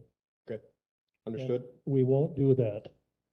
So Mr. Chair, can we have a discussion? Can the committee have a discussion right now? Just to talk about our concerns. I got some stuff I need to Murphy Lopez, I need a break. Okay. So if you want to handle it as vice chair, you may go right ahead. No, I'm okay with taking a break. I just don't want to postpone conversation till Wednesday. We're not going to post, that's why we're coming back. Okay. To talk about this. Thank you. But I'm going to let our public go because my promise to you, public, is that we're not going to take a vote on the resolutions and the things that you're so very concerned about this morning. But we are going to reconvene on the 13th, that's next Wednesday night at 7 p.m. right here, if I can get this room. Want that in a form of motion? Vote on that. We can. Make that motion. Okay, restate it for me, please. To, I don't know if the right word, Mr. Wendell, is to table until the 13th. Postpone until the 13th, the discussion and action on the resolutions presented by Mr. Clint.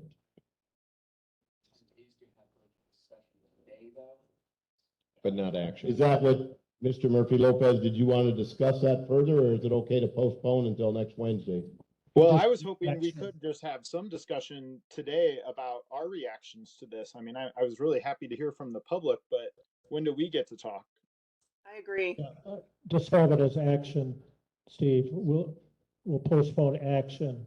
Okay, we'll postpone any action on the presented resolutions until after the meeting or during the meeting on the 13th of July next week. Okay, do I have a second to that? I'll second that. Well, okay. Mr. Murphy Lopez seconds. All those in favor of postponing any action till Wednesday evening, the 13th, signify by saying aye. Aye. Opposed. Okay, now we've got it postponed. Now I'm going to take a short break and Vice Chair Murphy Lopez, do you want to run the meeting or can we actually take a break? No, Mr. Chair, I would love to take a break as well. That's fine with me. Okay, we'll reconvene in let's say 15 minutes at 25 after the hour. Back to order of the Finance and Personnel Committee. Administrator Langrick wants a discussion of his proposed recommendations. A vote will not be taken. We postponed the vote on anything until the evening of the 13th. And I should have taken my time on break to check on the availability of this room. I did not. So if somebody could do that for me while we're still meeting, I'd appreciate it. Thank you, Ken. Yeah, I think Amy's out at the minute. I was gonna check back with her in about 30 minutes to see. Okay, all right. Okay, I'm gonna turn the mic over to Administrator Langrick. Go ahead. Okay, Mr. Chair, I guess my intent and what would be helpful to understand is where the different concerns and questions are from your committee members, so that we can try to answer those questions or prepare data or get the information that you need to help facilitate then active discussion and possible action then at your meeting next week. Yes, Mr. Carroll. Yeah, I've grouped my questions by the capital budget tool, the operational budget tool, and the resolution. So I don't know, that's the grouping I'm currently looking at. Well, we'll take it in your order then. It doesn't matter. Go ahead with your questions. Okay, start with capital budget then. Sure. All right, the one question I have is, under highways, we've got, it looks like we're at this point, we're penciling in 500,000 per year for highway maintenance in the future years. But as I understand it, there's a significant amount of our mileage that are at lower classifications. And I'm just wondering if we need to relook at that and put a number in the gets us to a 20-year cycle on all these highways, and what is that number going forward? Okay, Administrator Langrick, are you prepared to answer that without having? I don't have an answer to that, but I can make a note of that to see if we can produce that. Thank you. Thanks. Yes, Mr. Manning. My main question is, everything's getting defunded by percentages that I'm seeing, except for fair and parks is 100%. Looking at that the long term, what's your long-term projection of what's going to happen to our fairs and parks? Okay, I guess I'll let anybody tackle that, but Mr. Langrick? So the resolutions in conjunction with the proposals of the plans call for levy reduction in 2024 and allowing department and committees and partners to try to solve on how can we keep those operational without levy impacts. Whether that then still arrives at being underneath county ownership or through some other type of a partnership or organization.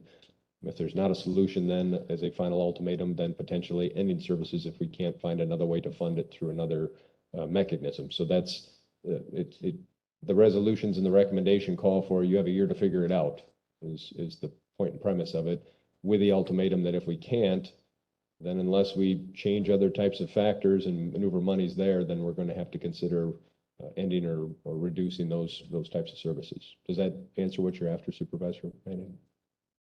I know that some of the fairs and counties around the state are run by an ag committee or something, agrarian society or something. But I don't know if that's ever been looked at here or not. I don't know. Mr. Reddish. Thank you, sir.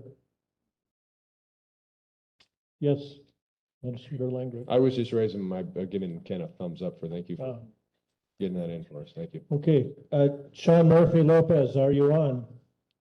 I am.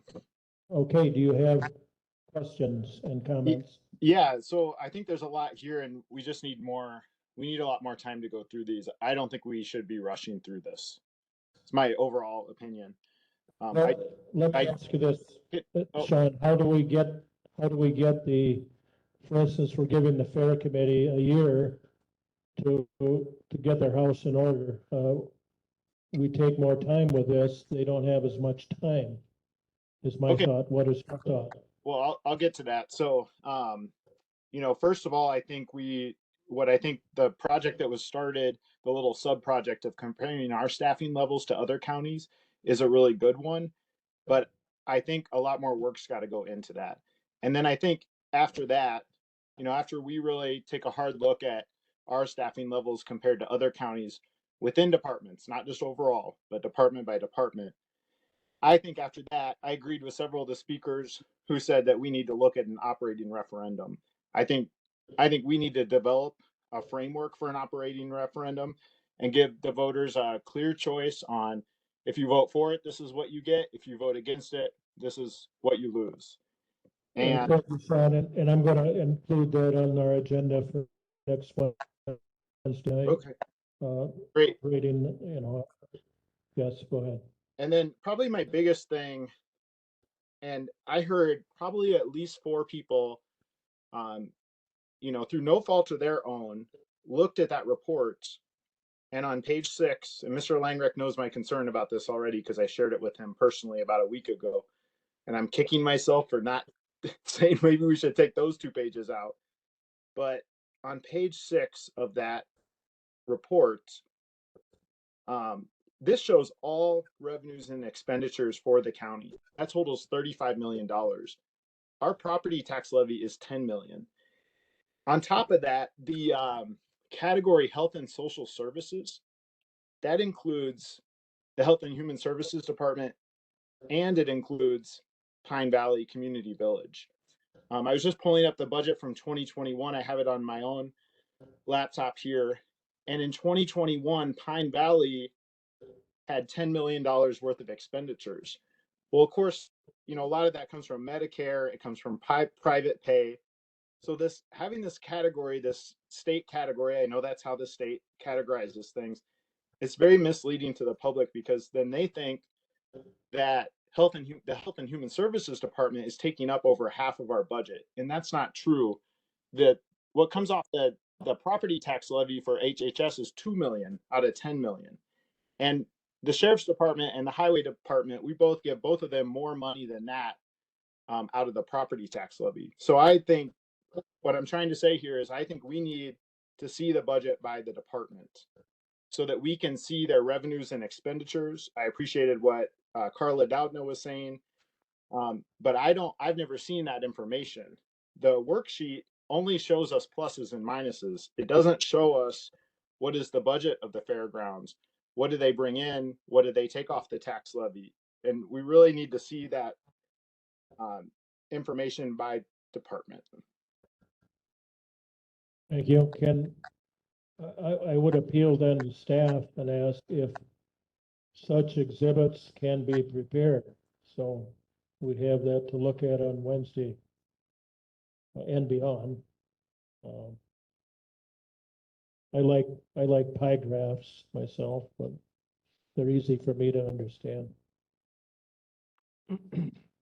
Mr. Chair, I have a question, a comment. This is Melissa. Mr. Yes, Chair. Melissa, Oh, go ahead. thank you. I have a question for Mr. Langrick. I just want to make sure that I'm understanding this correctly. So as it's currently written, if we were to, let's just say, hypothetically, we would decide that we are going to end all of these services, Simons and the UW and all of that, even if we make all of those cuts, in reading your projections for next year, when we do the 2024 budget, we're still going to have an $883,000 gap, even after cutting all of these services that everyone has been talking about today. Is that correct? That's correct. We still have to figure out quite a bit of that gap is going to come from what are considered more mandated types of services now. So you're going to have a quality reduction in your other types of services along with that. Right. So, I mean, because when I added it up, when you add up Simons and all of the cuts that you've proposed today, other than taking Pine Valley off of the table, I mean, it was something like $275,000 in savings, which is a lot, but but we still have this $883,000 out there that we would still have to cut. And to me, I feel like, I mean, I just can't even imagine what kind of scenario we can cut $883,000 more dollars. So I agree with Sean. I think we definitely need to be looking very closely at our staffing levels to see where we're at, and obviously more time to digest this. Thank you. Mr. Chairman? Yes, Mr. Seeb. Yes, I'm not a member of the Finance Committee, but No, but you're called upon to speak. Go ahead. I speak not to bury Caesar, but to praise him. I commend our administrator and all of his staff and all the people that work so hard to put this thing together. In the very beginning, when I interviewed with Mr. Langrick, he asked me what my concerns were for the county. And one of the things, and I hope he remembers this, is that I felt it was very important for the county to have a strategic plan, to do more strategic planning. And the strategic plan committee has worked hard. This is part of that strategic planning.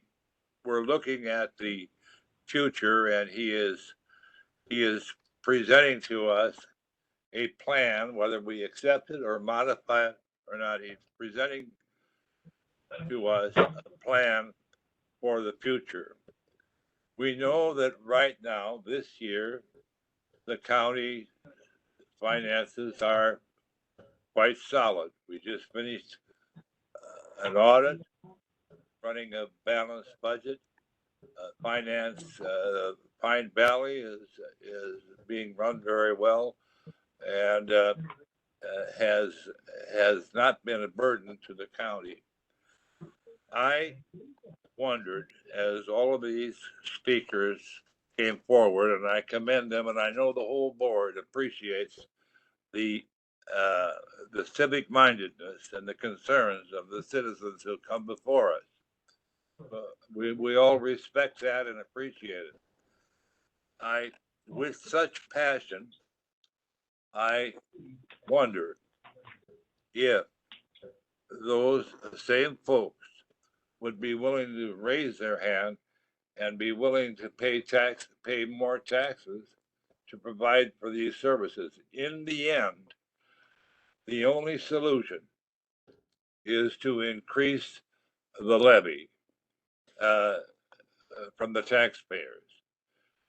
For if we want these services, we have to pay for them. And the only way to pay for them, we have been cutting and cutting and cutting for all the years that I've been on the county board. And it's been to the detriment of the county board. We are in very good financial shape this year. Looking forward, we have to plan to maintain that financial condition. We've looked for every other resource that we can find this year. Thank God we were helped by the American Rescue Plan. That's petering out. And so we are not going to get any more money from the state. We can't count on it. We have to face the reality that we have to ask the public if they want these services. We have to ask them to pay for them by means of a referendum. That's the story we have to tell the public, and we owe them that honesty. Thank you, Mr. C. Anyone else here? Mr. Carroll.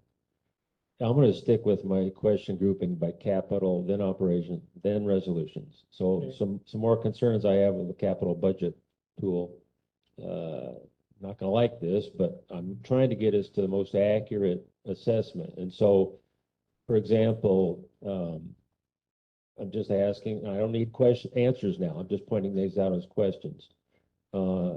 Under the jail, we show no capital cost till 2032. And granted, we can't try to build a new one just yet, but there's got to be some kind of capital cost before that point. And it just doesn't sound right to leave it at zero. Similar thing with IT costs. There are no IT costs shown in that past 2027. There's got to be something, even if we don't know for sure what it is. And then I was just going to ask whether all of the numbers that are in there at this point, whether they have had inflation adjustment in those numbers or if they're just current day estimates. And then I'm just going to throw this out there, but the radio tower project, I wonder if we should consider looking at option 2 from True North instead of option 3, with savings of as much as $2 million, but yet still a significant improvement on our current system. So that's pretty much my questions on capital. Okay. Any response? Administrator Langrick, anything to that? I don't thank you for bringing those forward. We'll try to pin more of those down. I don't know, certainly some of the answers are going to come from this group and from members of the county board, but as far as trying to gather the data pieces to support those decisions, if there's more thoughts that you have too, if you want to reach out to further define those, by all means. Okay. Mr. Gotchel.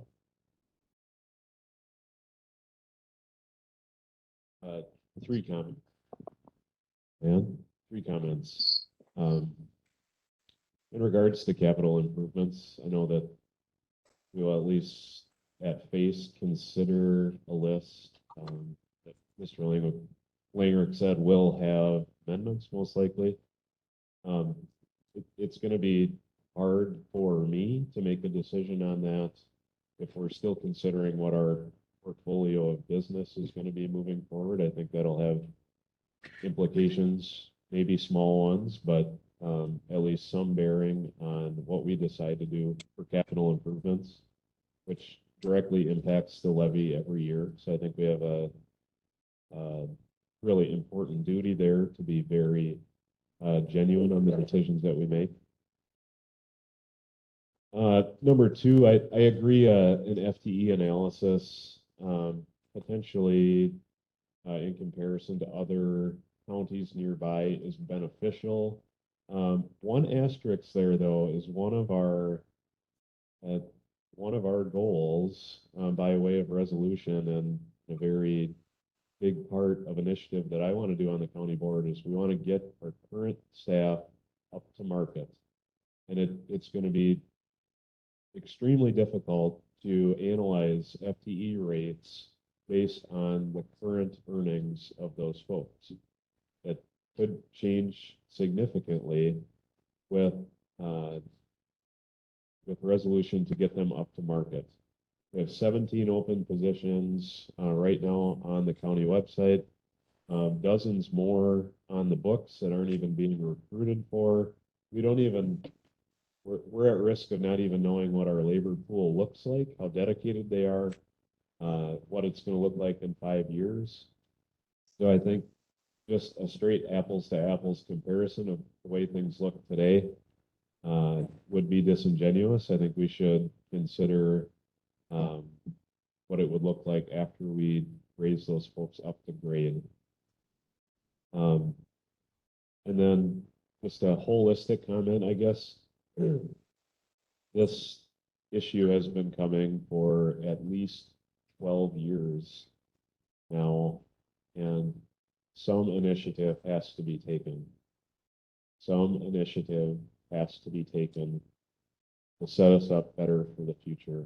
Otherwise, we'll have this conversation every single year with the same public comment and the same animosity.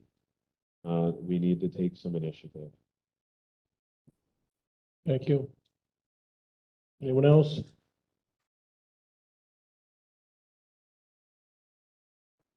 Yes, Mr. Cooley. I guess I focus more on the referendum and understanding what the referendum equals and how much it's going to affect the taxpayer. I think they made it pretty clear that they want to keep what we got. And I would agree, but I think what it comes down to is everybody needs to understand what it's going to cost. And Clint, I would look at it as, okay, if we're going to run the business the way we run it today, what's that cost to the taxpayer? And then the other thing that it does is it doesn't stop the focus on trying to get better at what we do. But to try to get this done in a year's time, this is a much bigger apple than we can chew up in 1 year. I just don't, making harsh cuts and everything like that, which you're doing exactly what we asked you to do, Clint. Don't take it the wrong way. You did it. You presented exactly what we said that we wanted is what it's going to deal with. Now knowing what that is, and I think letting everybody else in the public seeing what that is. Now let's see what it's going to cost the taxpayer to keep it whole and go forward from there with knowing that you're going to have to continue to get better at what you do. So I guess that's what I would like to see. What a referendum, what's it take to get a referendum, and what is it going to cost for $100,000 of property value? And I think if that is really a serious consideration, yet another committee is going to have to be formed, an ad hoc committee to look at referendum and what it would entail. And what are the deadlines? I know if you're going to have one, you're going to have to get it put together mighty fast to get it on the spring of 23 docket or whatever they call it. Yes, Mr. Carroll. Okay, for my operational budget questions, to kind of follow on what Mark said, I want to know what the bill is. And so when I look at the operational budget tool, I'm seeing some things that are crossed through. I'm seeing some places where there's no number yet, and I don't understand if that will get clarified or added at some point, or if the numbers that are in there now are what we're supposed to look at. So that's my general question. And then I've got a lot of little nitpicky ones, but that's the key question. Then I noticed there's a few things, I don't even know what they mean.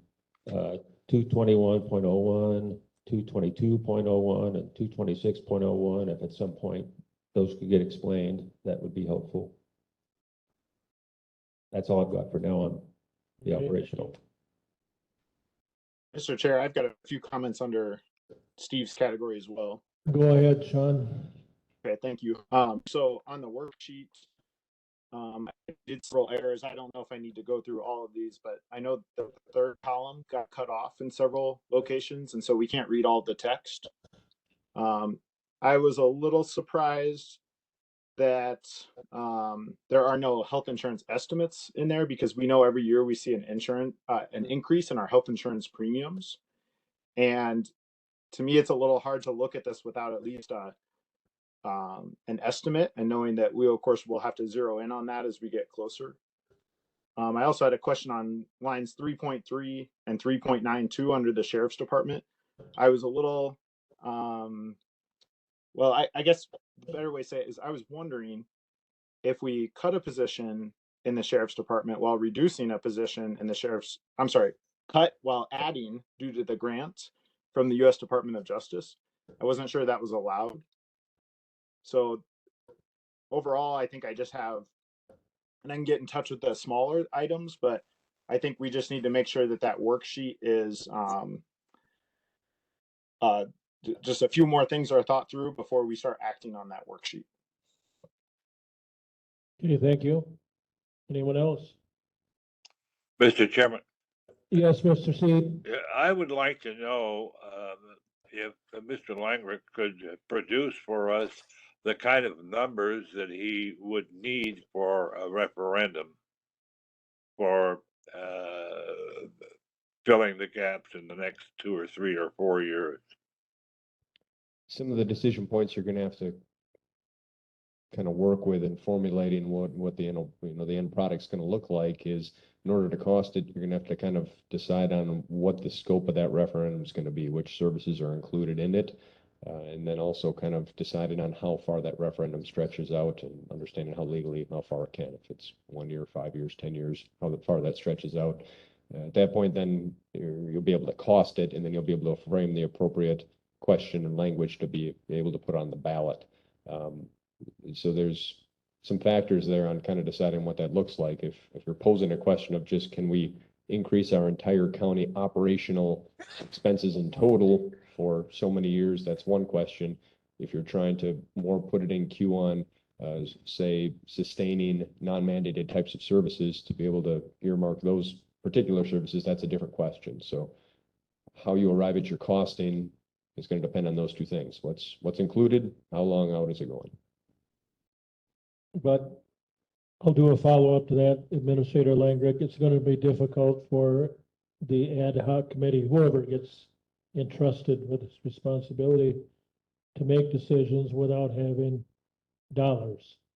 And I think it's going to be fair for them to come to you or someone else and say, okay, in order to continue the fair for the next 10 years or whatever, what's it going to cost us? Yes, true. It's going to be a conversation. It's going to be a conversation. Right. Okay. Mr. Mr. Chair, Williamson. Did you say we're going to have that on the agenda for Wednesday night as well? The referendum information, or? I said I'd have it as an agenda item to Okay. talk about, so, yeah. Okay, Mr. Carroll. Okay, questions on the resolutions themselves. The wording and structure of them are all a little different. And so I was wanting to make sure I understood why. For example, some of them say the combination of elements above or additional elements. I'm wondering if we could add wording saying or elements not listed above, because you could read that wording to say you only get to pick stuff from what I've listed above, but there may be some stuff that we haven't thought of yet. I just want to make sure that the door is open to add more possibilities in these referendums for either reduced expenses or added revenues. That's another thing. None of them mention exploring new revenues. They only talk about cutting costs. Okay, I think that's fair. Administrator Langrick, any thoughts on that? To the particulars on, again, trying to arrive at the intent that you folks want to recommend to the county board to impose on committees is, those are all good things to discuss. And the resolutions are open for amendments. Obviously, they're going to be coming from you as a committee if they in fact do go forward.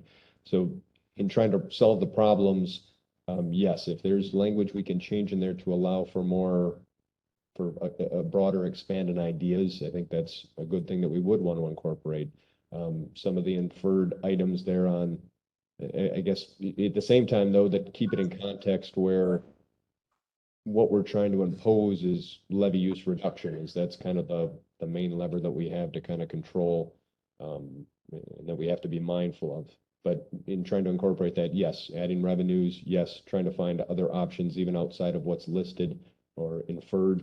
I think those are all good things. I don't have a solution on all of them at this moment, but certainly willing to entertain. In fact, Director Gudgeon in the back issued out an email to you folks you probably saw with a proposal to consider for an amendment on the ambulance garage to allow for some of those same items you're talking about here today and that Mark was talking about today. Yeah, I just didn't want the wording to constrain us. And then another question I had was, I wonder, maybe it's assumed, but if the standing committees don't get their piece done and it's turned over to the administrator, in some of the resolutions it says administrator with guidance from finance and personnel, and others don't say that. So I just wondered if that was intentional, or if we want that to be consistent to understand who's in the loop at what point in the decision process. I'll answer that. I don't think it was intentional, and I think that that's certainly implied, but we can shore it up. Make sure finance and personnel is mentioned each time. Anything else? Well, that gives you some idea as to questions, Clint. It does. That will come up. Do you need any other action today? No, and those weren't technically actions. Those were all discussion points, They Mr. were Chair. all discussion points. That's Thank you right. very much. Yes, Mrs. Gentis.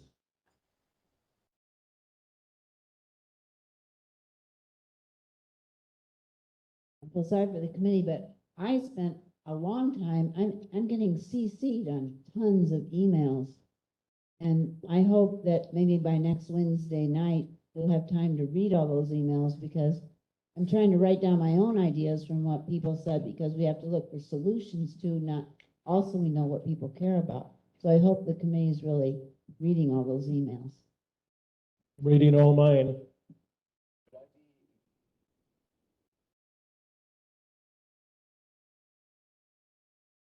Well, if they're sent to you, I'm not going to send them to you because it would be a violation of open meeting laws.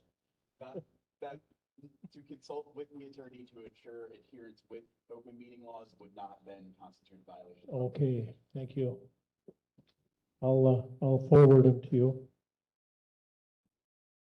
Okay, anyone else before we adjourn? Okay, I'll take a motion then to adjourn to 7 o'clock. Wednesday night, the 13th, right here. So moved. This is Sean. Okay, Mr. Cooley beat you to it, Sean, but I'll take your second. All those in favor of adjourning to Wednesday, signify by saying aye. Aye. Opposed? We are adjourned. Thank you, thank you.